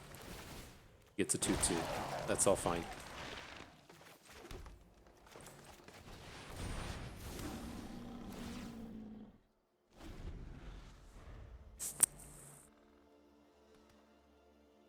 Oh, it's going to take forever to get through this thing.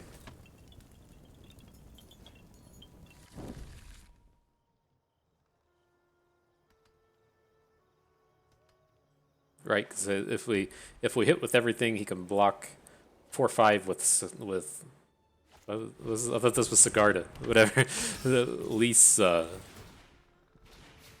he attacking? He's tapped out. We can freely block these now. Oh, they're gonna die either way to go to the Outrider. Oh my god, did we lose this game? We spent our candle onto something a little too aggressively.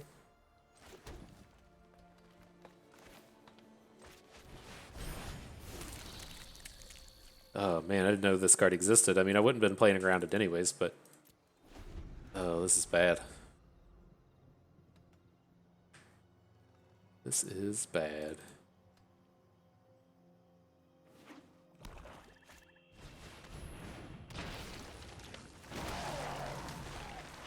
Lose our sighting as well. F.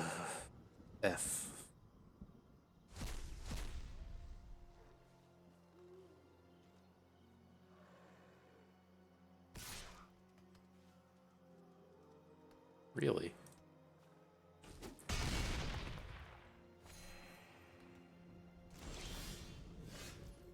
There it is. There it is. All right. Well, that can get us back in this. We have we have two options. We can kill off the horde. He has 2 blocks.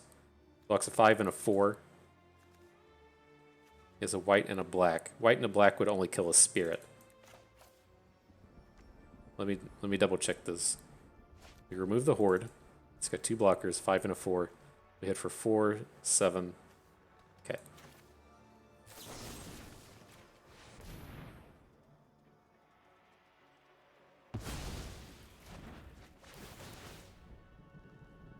No, something happened. Okay, a lot of stuff just happened, it seems, but I think we're good. Get him for 10 here. I don't think there's anything for black-white. Okay, good. That was just way too greedy of an attack. I don't think we should. Well, I don't want to say I don't think we should have ever won that game because we drew the removal spell for the angel, but yeah, I guess you just got to start going for it at some point.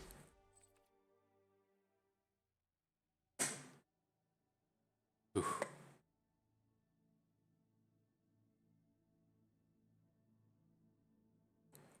I mean, that seems like I don't think overstepped on removing the 4/2. The 4/2 trading up into our 4/4 is a real pain.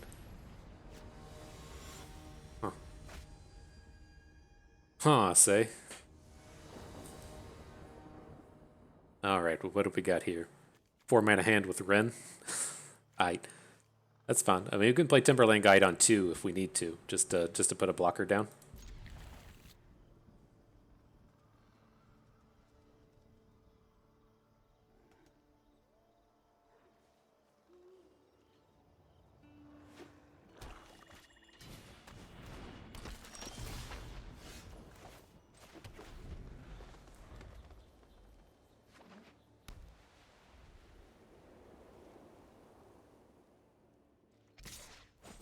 Aggro.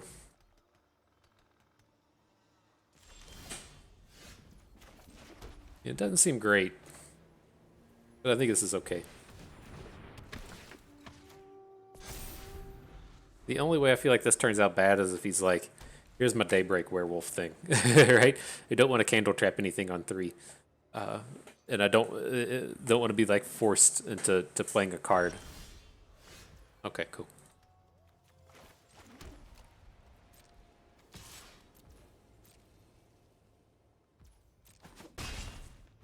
Everything's good now.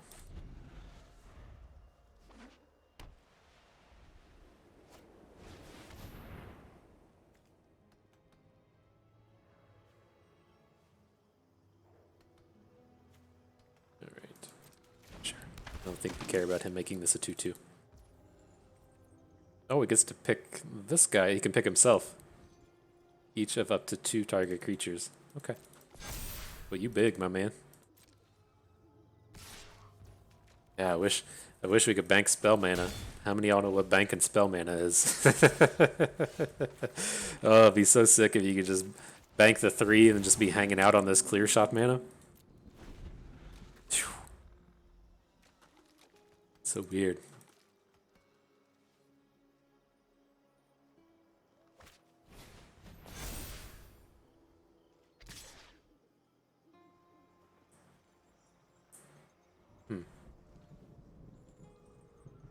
Like, how wrong can this go if we put a double block in front of this thing? Let's wait. I think I'm good to just take the damage here. We can like block it next turn if we need to, but we want to get Wren and 7 going, and I want to be as wide as we can when we add Wren.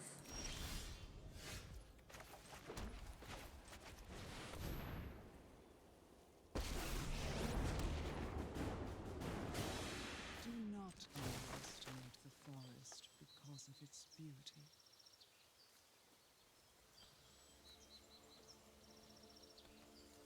The entire forest is an army. No attacks.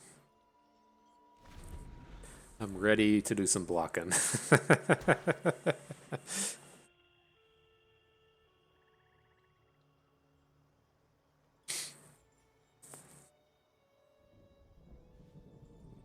This seems pretty good for us now, right? I think I mean, the thing that, right, the thing that costs 5 that you can make it cost 1 if you sacrifice a unit, I think that kills a unit or a planeswalker. So I don't feel like Wren. Yeah. But I mean, we got the big unit out of it already.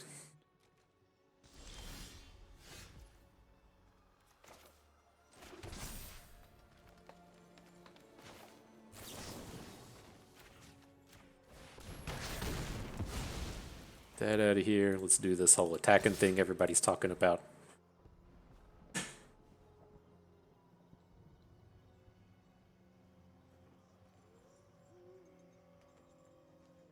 That looks pretty good. Yeah, I thought, but I mean, we've already collected the collected the unit, so not the end of the world to lose Red. Boy, taking all the damages, huh?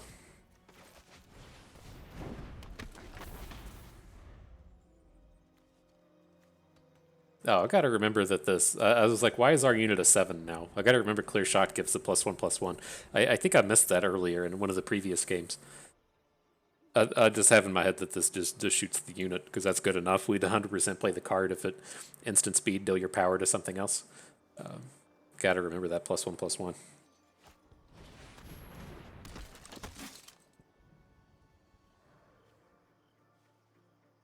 As he clicking on his graveyard.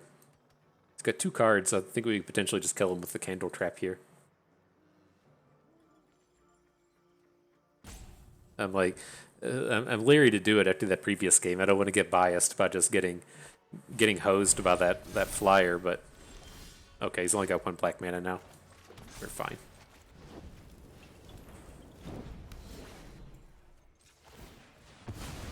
Get that on out of here. Boom. Cool.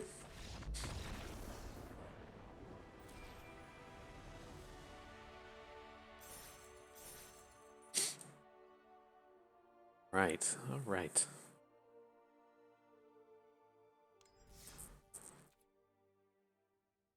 Pre-final battles, what we call these.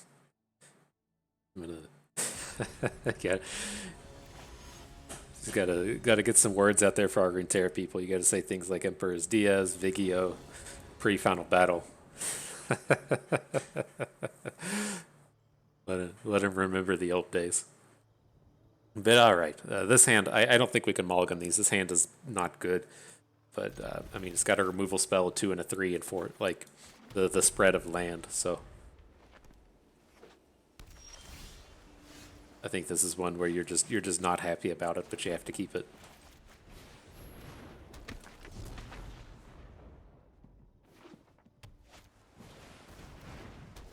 Okay.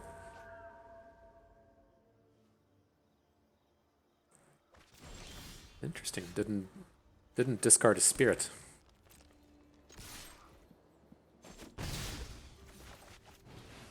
All right, I'm here to admire them birds. So yeah, I mean, we can talk about this while our opponent plays cards or tries to play the game. Am I right on this?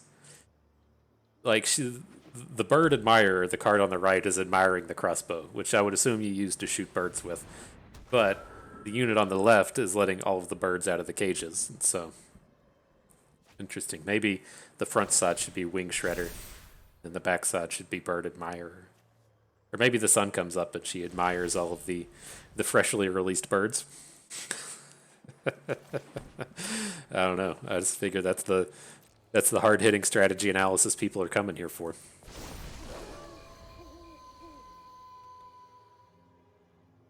But this is a pretty easy go tonight. Hopefully we can kind of keep up now and keep our wing shredder on the strong side for a bit. We get a 1 or a 4 cost unit, then we can also coven attack with the Candlegrove Witch. Or a 0. We got a 0 in here as well. Not too many of these things though. We got like 1, 2. We got 3 Timberland Guides though, so it's like 4. Then our big ones 5, 6, 7.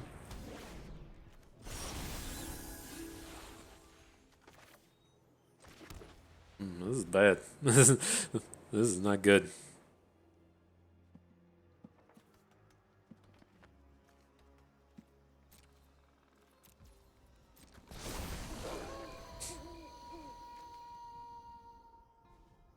Need something here.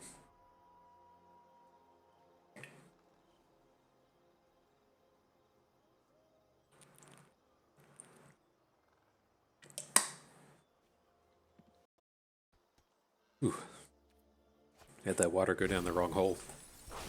Yeah, this continues to be not good. I think we gotta pick up something big and fast. That's it.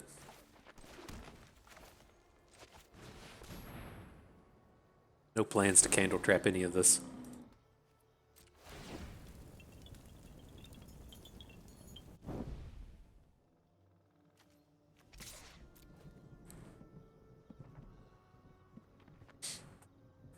I mean, there is like a minor argument to hit the Graphkeeper.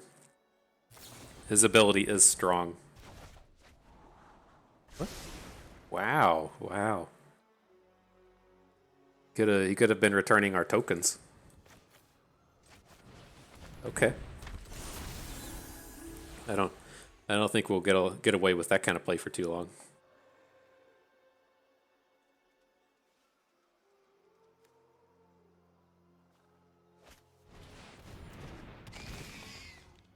This thing was annoying. If memory serves, then the sludge monster enters the battlefield or attacks, put a slime counter on something. Non-horror creatures with slime counters get karma down to 2/2s. Okay.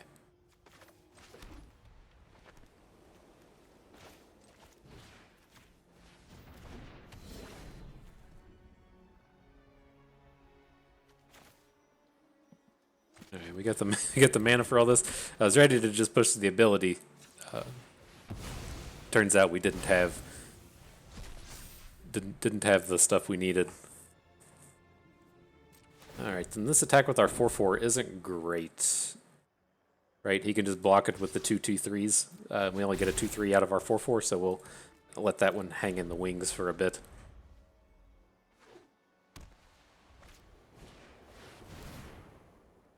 He gets to shuffle off our sighting, though. Right? Oh, no, it shuffles his. Am I right or wrong? From your graveyard. Okay, that's not as bad.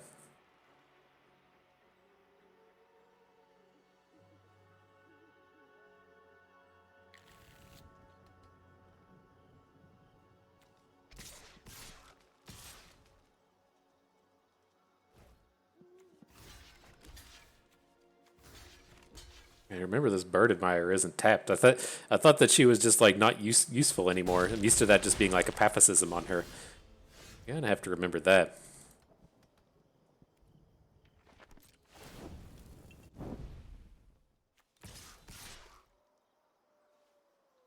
Oh, hang on. I forgot to take the thing out.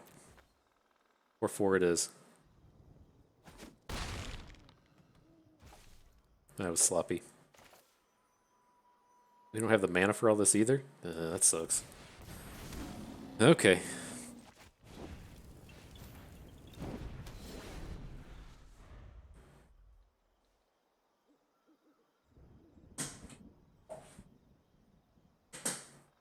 Yeah, this Candle Grove Witch isn't going to be able to attack for a while. Okay, we're just going to be swinging with 4/4s for the immediate future, right? We're just going to be hitting with both of these 4s and then replaying these things. Once we get the... these 2/3s are just so good against this crap, though. Which one are you? It is a battlefield loot. Then on the flip, it's a 2/1 that loots. All right. Oh, he's discarding spirits now. We got to get into combat with these things.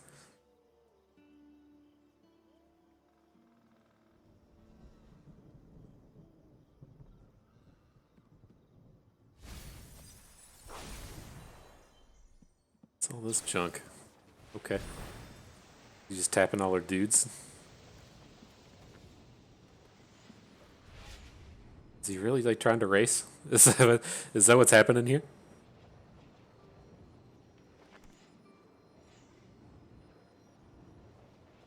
There's really not a choice in this, right? You're just putting. I guess if you have like a removal spell, you'll leave that on top. But any disturb unit, I assume you're just sending straight to the graveyard. Any land is going straight to the graveyard. Okay.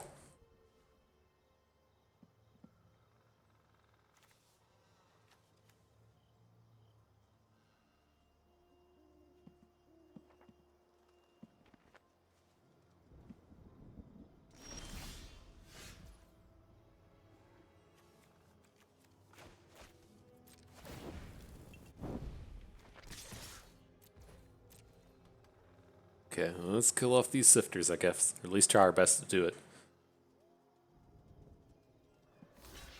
Cool.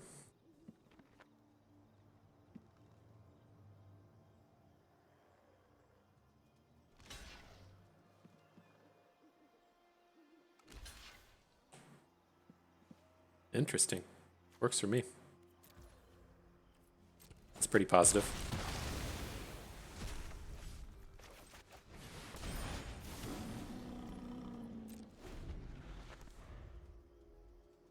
And I don't think we're going to get favorable blocks like this forever, but it's nice to get them while we can. As we're out here learning how to cast spells again.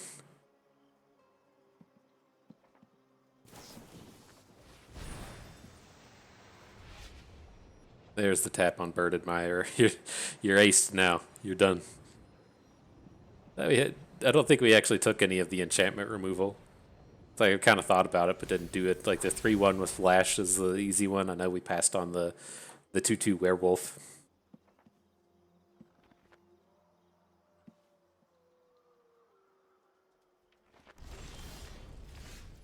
And Sigarda.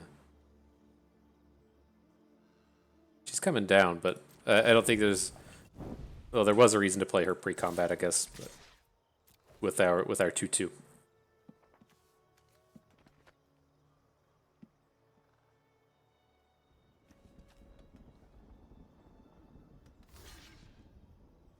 It's a little scary with Sigarda, though. I mean, they have all these rando flyers. She's not... she's definitely not as safe as she would be against most matchups. She has trample as well. Jeez. I don't think you even need trample.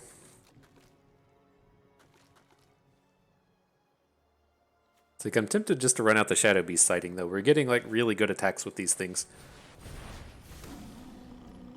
We do, the longer it sits in our graveyard, the longer it gets kind of risky sitting there.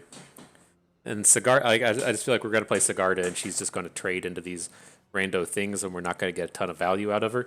I mean, getting a 2-for-1 in the trade and then picking up a unit off of her ability is quite good. Don't get me wrong, but like given the kind of psychology of how opponents been playing this game and just throwing units away into the beasts, I feel like we have the opportunity for better attacks in the future. They got a ton of cards in their hand as well. It's a little scary. Yeah, our ground game just got shut down. These shipwreck sifters are going to be problems from this point forward.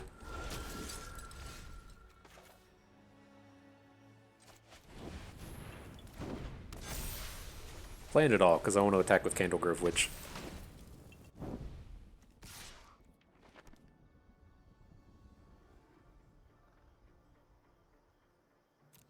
You know, so it's like kind of tempting to send in the beasts, but it's kind of like if we can chunk in a few points of damage and then maybe trample through with Sigarda.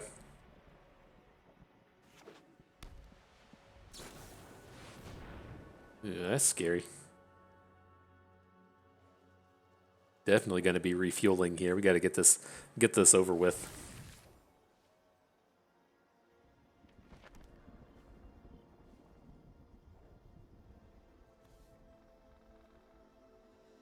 But the Avenger is ready to bring back a 2. We only got 1. Our grave. I didn't realize our graveyard was so limited. So it'll bring back a Candlegrove. We get to pick up something with Sigarda. Can't imagine they ever attack here. We're going to trample over 3. We hit with everything. He has good blocks on the 4s. And then at least he can't trade with Sigarda, right? He would be taking 4 from the unblocked beast, 8 with the Avenger, 9 with the beggar, and then trample 2 would be up to 10. So he needs to have like a bounce spell or another unit if he wants to be making trades onto Sigarda. That doesn't count our Dauntless Avenger either. Or whatever you're called. Dauntless Avenger bringing back Candlegrove Witch.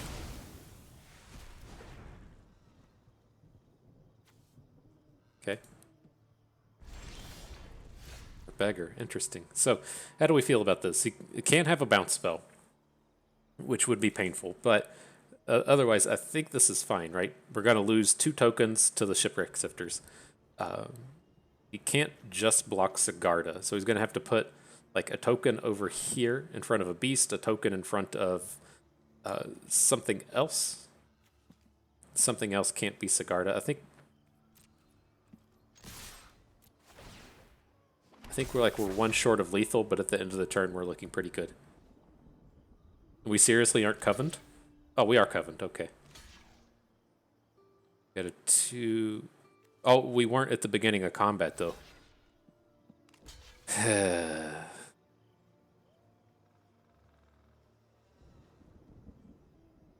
May not matter. He needs to move this block off Sigarda. She's going to trample. Okay. All right. Rank up. Are we platinum now? Oh boy. Moving on up. Mythic before you know it.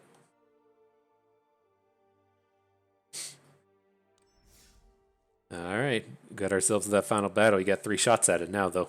If you want to go play some Runeterra, it's 1 and done. That's all you get. Not 3 shots.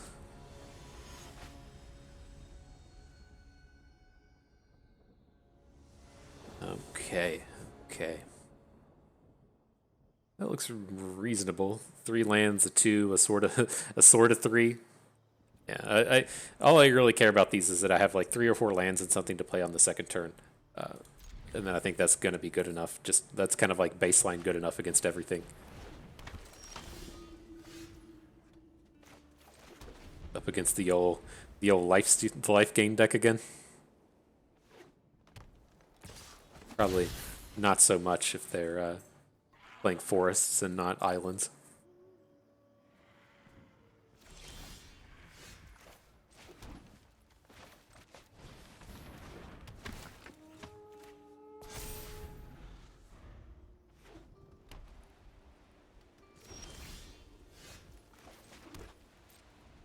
All right, battle.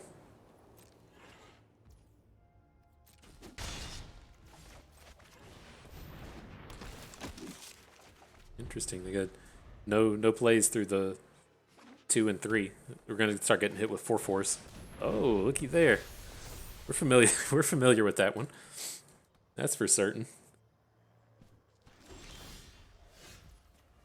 So how do we want to go about this? We have Candle Trap, or we can look to do like Timberland Guide plus Clear Shot. We can make it 3/3 and then do 4/4 with the Clear Shot. I think that's just way too greedy. Let's go ahead and Candle Trap her. Her not attacking is the big thing.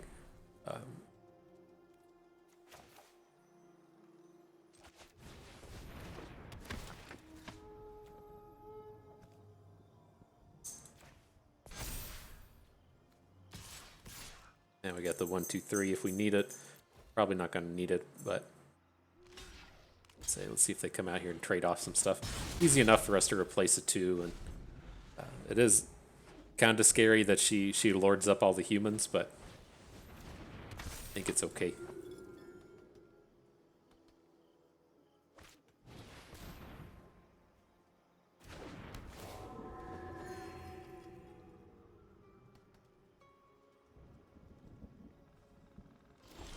Yeah, I'm starting to like that less. Just getting all the value out of these things.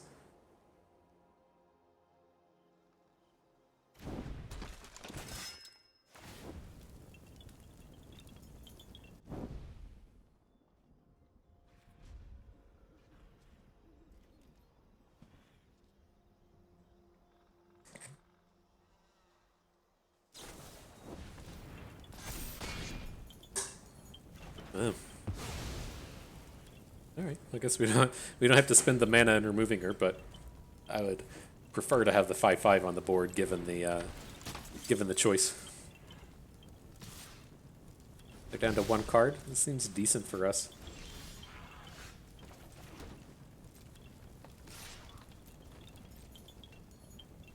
Probably have to play a removal spell on this Trapper at some point. This becomes way too good at the later stages of the game. Just permanently turning off whatever our best unit is.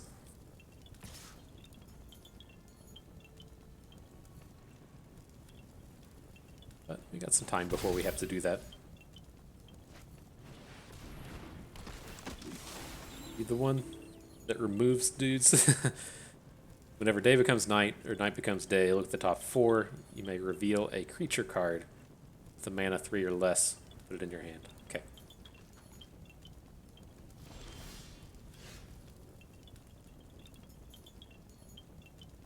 I don't think that's worthy of a removal. I'll trade the search party captain for that if you'd like.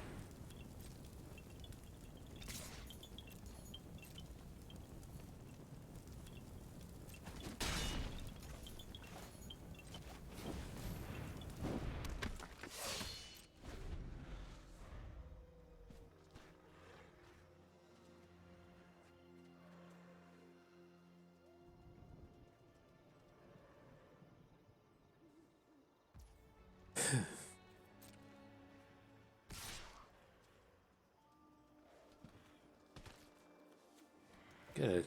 I can't wait till we get like that. Just thinking like, I keep wanting to come up with like the time to use clear shot, and it's like, God, this is gonna be so good whenever you get to just like combat trick with this thing to win a combat and then kill something else.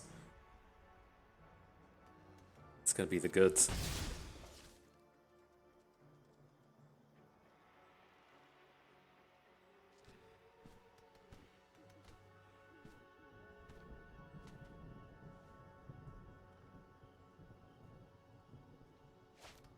All right, works for me.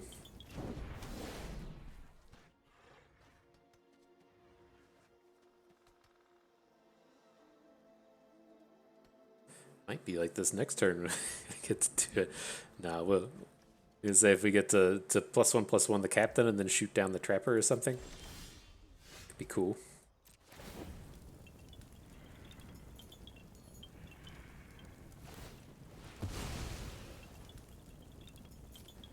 Okay.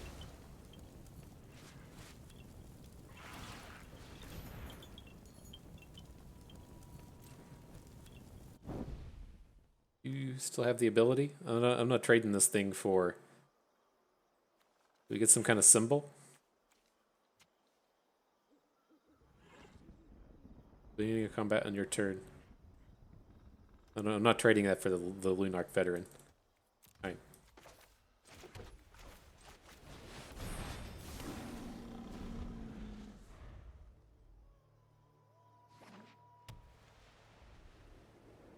What his last card is.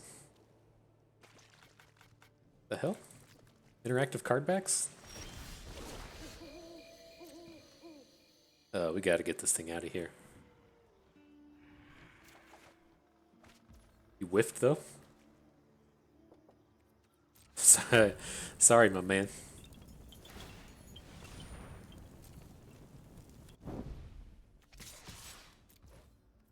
This is where we get it right. He tries to trade for the search party captain.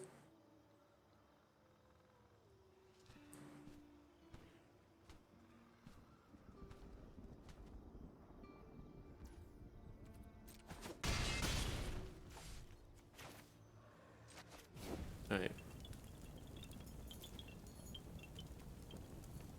Hang on, cancel. I want to get rid of this trapper.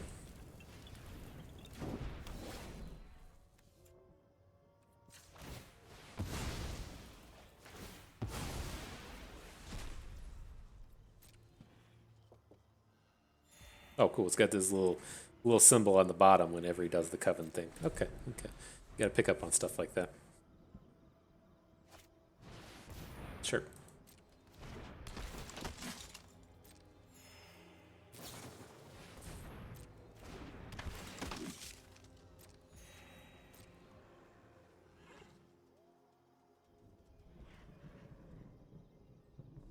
A whole lot to worry about here. I mean, I can't imagine he attacks with the Dawn Guard. Alright, we gotta kill that thing, though. he just hit a unit with it.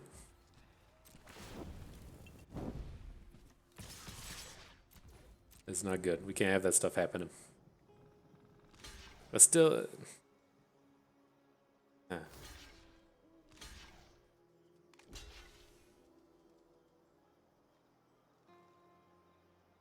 Alright, well here's where we ace him.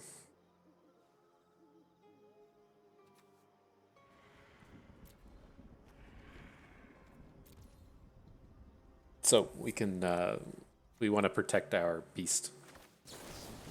Turns out you are the larger unit. No, cancel. Did I do it backwards again? Target a creature you control. Oh, it's because it has ward. Okay. Are you sure you want to target? Yes. Auto pay. Alright. There we go.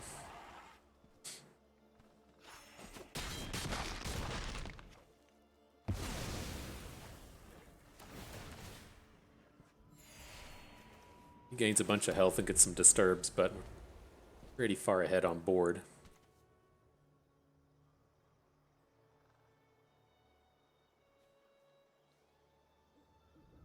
This is gonna be annoying, though.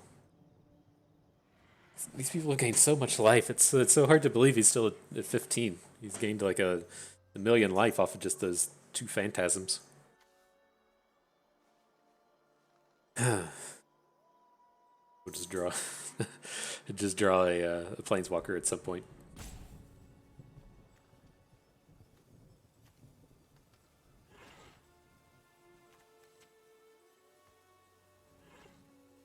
I assume you want to just empty out your graveyard at this stage. There's so much graveyard removal that it's a real pain if you lose those, especially at the stage of the game like this.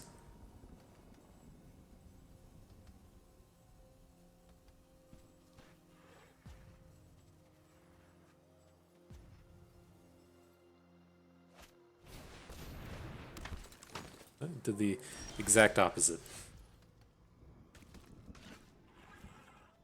But 1/1 counter on a creature. I would like to see that die. Okay, so we're gonna have to sit back with the beast now. I'm willing to trade for the tamer and let the survivor flip. I'm not willing to trade something into the phantasm to get that flip.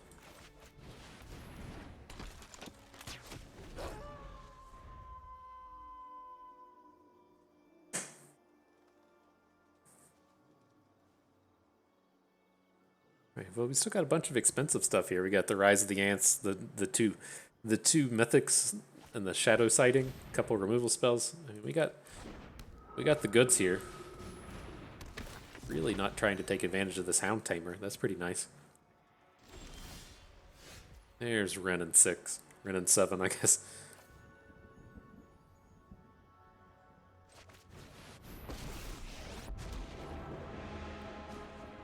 I will protect from root to canopy. The trees are mighty. Alright, let's protect now.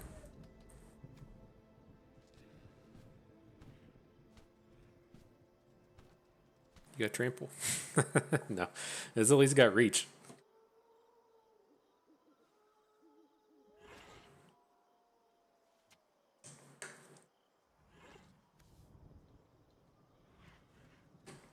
Turn all permanent cards. Looking at his neg. Return all permanent cards from your graveyard to your hand. You get an emblem with no max hand size.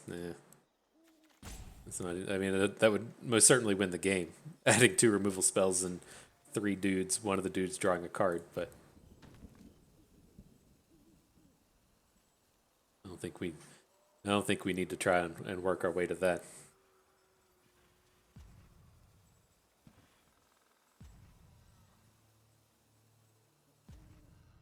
And he's still got scary stuff. This Hound Tamer's scary.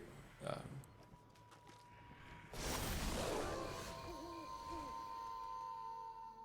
anymore, though.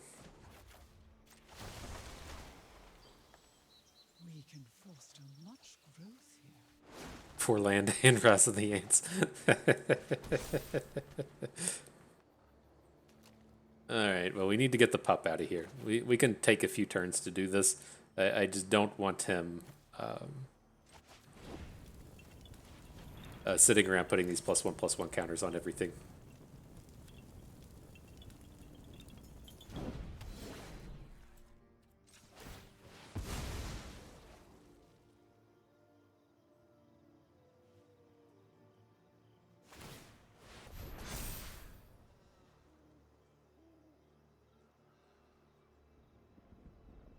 Can we even... I don't... No, we can't attack with anything. Well, we can attack with our 9/9, I guess. It's going to put us like a... We only have the 1 reach unit, though. This is fine. I was going to say, yeah, he's pretty likely to just block this thing with one of his flyers and not be able to contest our Wren.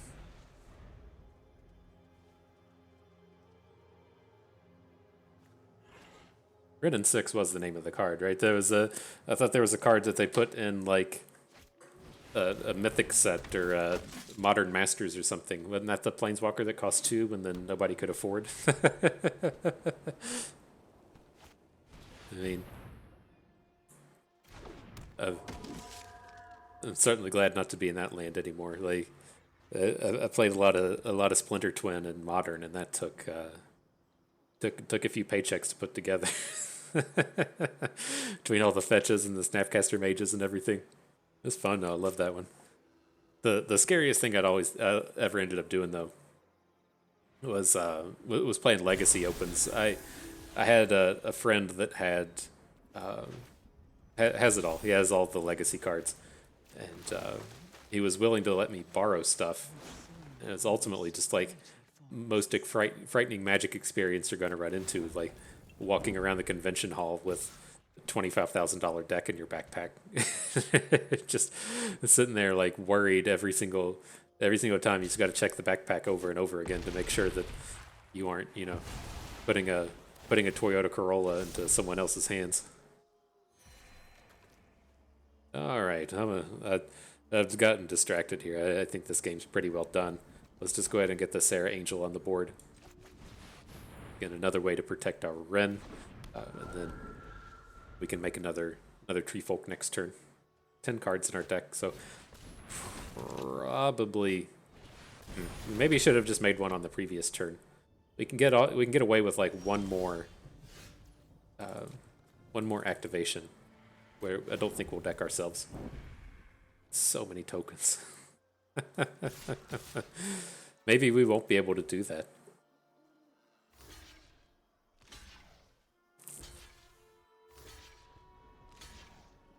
Does he really have like the +2/+2 card?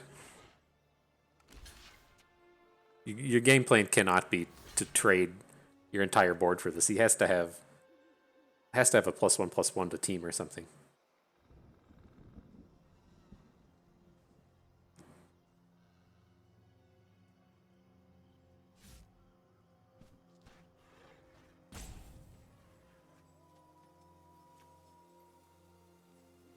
All right, well, I was gonna say I'm gonna do the Phantasm. Which is this? 1, 2, 3, 4, 5, 6, 7, 8, 9, 10. I don't even care about. Let's just leave the 5 health thing at the end. You can come out here.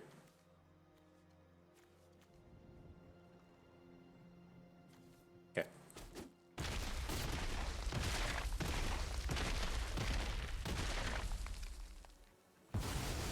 Guess we should have played another land. I was reminiscing. That would have been a much better attack if we either killed the Rejuvenator or if he had to throw in the Dauntless Avenger. Forest is an army. A little sloppy. That happens when I get into story mode sometimes.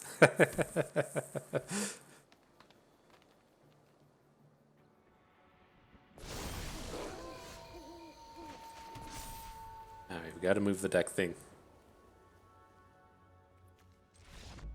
Okay, just gave up on it. That's a little sloppy, but we got there in the end. So cool, yeah. Nice little 7 winner. Got ourselves into platinum. Pretty good. We'll be a mythic before you know it. And so let's get this pulled up just for a hot second and talk about it a little bit more. And so I think at least a lot of that draft was kind of overshadowed by having both Wren and Sigarda, but at least like starting in on green and talking about the things I wanted to talk about, I think it was pretty clear and evident that those strategies are kind of on point. And so what we were kind of looking at are you're never going to be aggressive enough in this format to really chase after these 2-drops. And so this is most certainly not a super aggressive format. This is definitely more of a mid-rangey kind of dirtly kind of format. And so this ultra aggressive kind of thing just doesn't work. So we aren't trying to be kind of like the classic just bears and combat tricks kind of green-white deck. Those things don't work. And so the things that do work, though, is like every unit in the format is like a 2/2 or a 2/3. And so that's where we see things like the Shadow Beast sighting being quite good, Raz of the Ants being quite good. And that number 1, they can get a 2-for-1 just on their own. And so just like one playing of the Shadow Beast sighting should get a 2-for-1, right? They get 2 bears out of it. And then the flashback, of course, just icing on top. Same thing applies to Rise of the Ants. Just getting the 2/3/3s should be enough for a 2-for-1 on the front side, and then you get the additional value out of your mills or playing it twice, whatever. These are just absolutely fantastic. And so I think these two are I think the Shadow Beast sighting is like the key green card. I think this is what makes me want to play green. Probably be happy with like 4 of these. I think this is where you want to go. And then the other thing that I think you just have to kind of take note of is Bird Admirer. Again, I don't want you to run out there and start drafting 4 and 5 Bird Admirers because you heard what Bust had to say about it. But I think this way that the meta is kind of shaping up, right, is the prevalence of the blue flyers and the blue-white flyers. And so the Bird Admirer is fantastic against the Disturb deck. It's good enough against the Zombies deck. They have a lot of 2/2 flyers for 3, and then they have a lot of incidental flyers through the Disturbs that they pick up. And that just seems to be where like the format's going. It's very easy to get into just like a gigantic ground stall because your opponent's played 2/2/3s and you just can't attack into them profitably. And then they're just killing you with the flyers, kind of the classic Horned Turtle deck. And then the Bird Admirer at least allows you to shut down a ton of Disturbs. Like all of the common Disturbs, I think, flip into only having 1 health on the flying side. And then you're not getting until you're getting into the more uncommon and rare ones where you find your random 3/4s and your Sarah Angels. But, and so I don't think that you know, again, you don't want to be out there drafting 4 and 5 Birded Myers, but this definitely feels like, you know, a card number 17 or 18 in a deck, and definitely not a 23. This is kind of pushing up in the strength of the decks. But yeah, I mean, as far as this Coven, I guess you can call this a Coven deck since we had Sigarda, right? But a Candlegrove Witch is the big deal there. As much as we talked about the flyers and the importance of flyers in regards to Birded Mire, the same thing applies to Candlegrove Witch. It's just kind of your premier way to get in for combat damage in the air. So another one important one to look at. But yeah, I thought this was good. I think this is kind of what your Coven decks look like, given that you know, we knew that we didn't want to just stall the board. We knew about picking up the bigger units, and then I guess kind of the last part is I'm not a huge fan of the werewolf theme in this format, but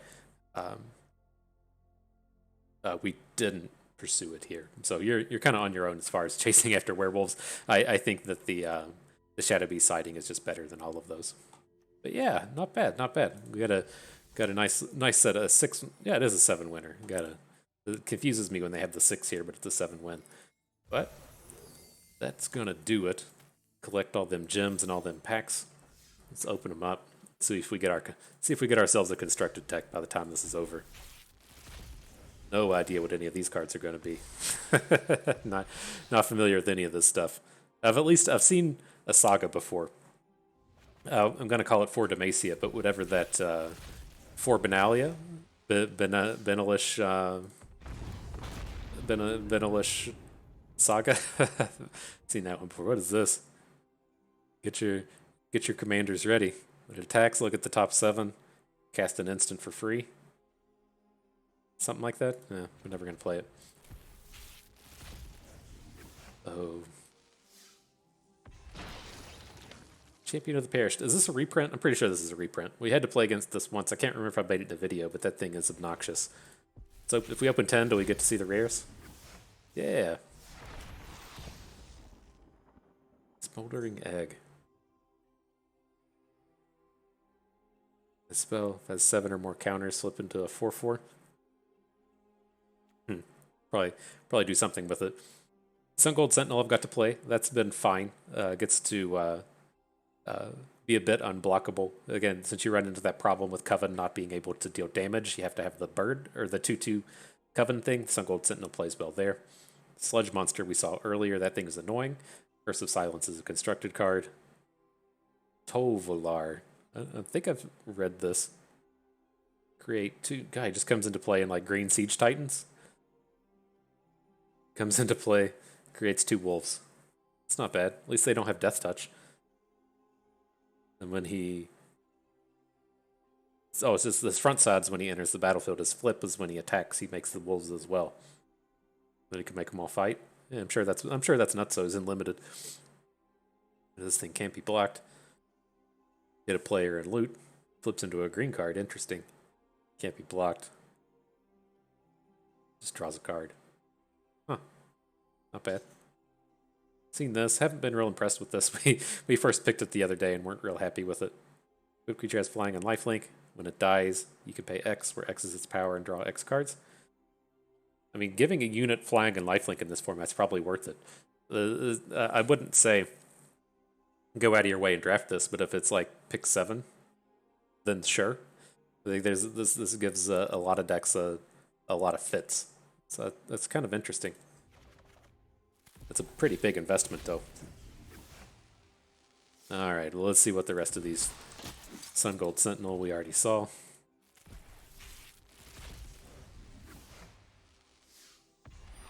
We got here Fireball.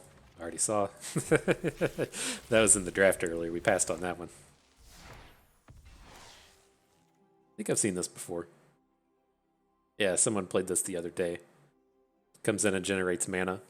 But it does a bunch of stuff whenever you flip the day or night. Seems like a constructed card. It's just I don't think the day-night flip deck is good enough in limited. Maybe it is if you have that thing, but what is this? Another constructed card. Say FU Storm. All right, we're getting there. I've been wanting to try Sigarda's Splendor. I feel like it should be trash, but You know, it doesn't seem that challenging to draw like 3 or 4 cards off of this thing. You've seen so many of these games, right? We had to play that like hour-long game earlier against the life gain deck. Seems like it could do some real stuff. What is this? Put 2/1/1 counters on a creature, gains all the stats. That could be a reasonable ender. It doesn't give the important ones though. It doesn't. Oh, it does give trample. Okay, I was gonna say it doesn't give trample or flying, but I haven't been tempted to draft Boros in this format. They don't seem very good. But alrighty, I think that's going to do it for us today. So I hope you all enjoyed the trial. Hope you learned how to fly with Sigarda a little bit better. Maybe learned a thing or two along the way and had a good time watching. This is Bust, and we thank you for being here.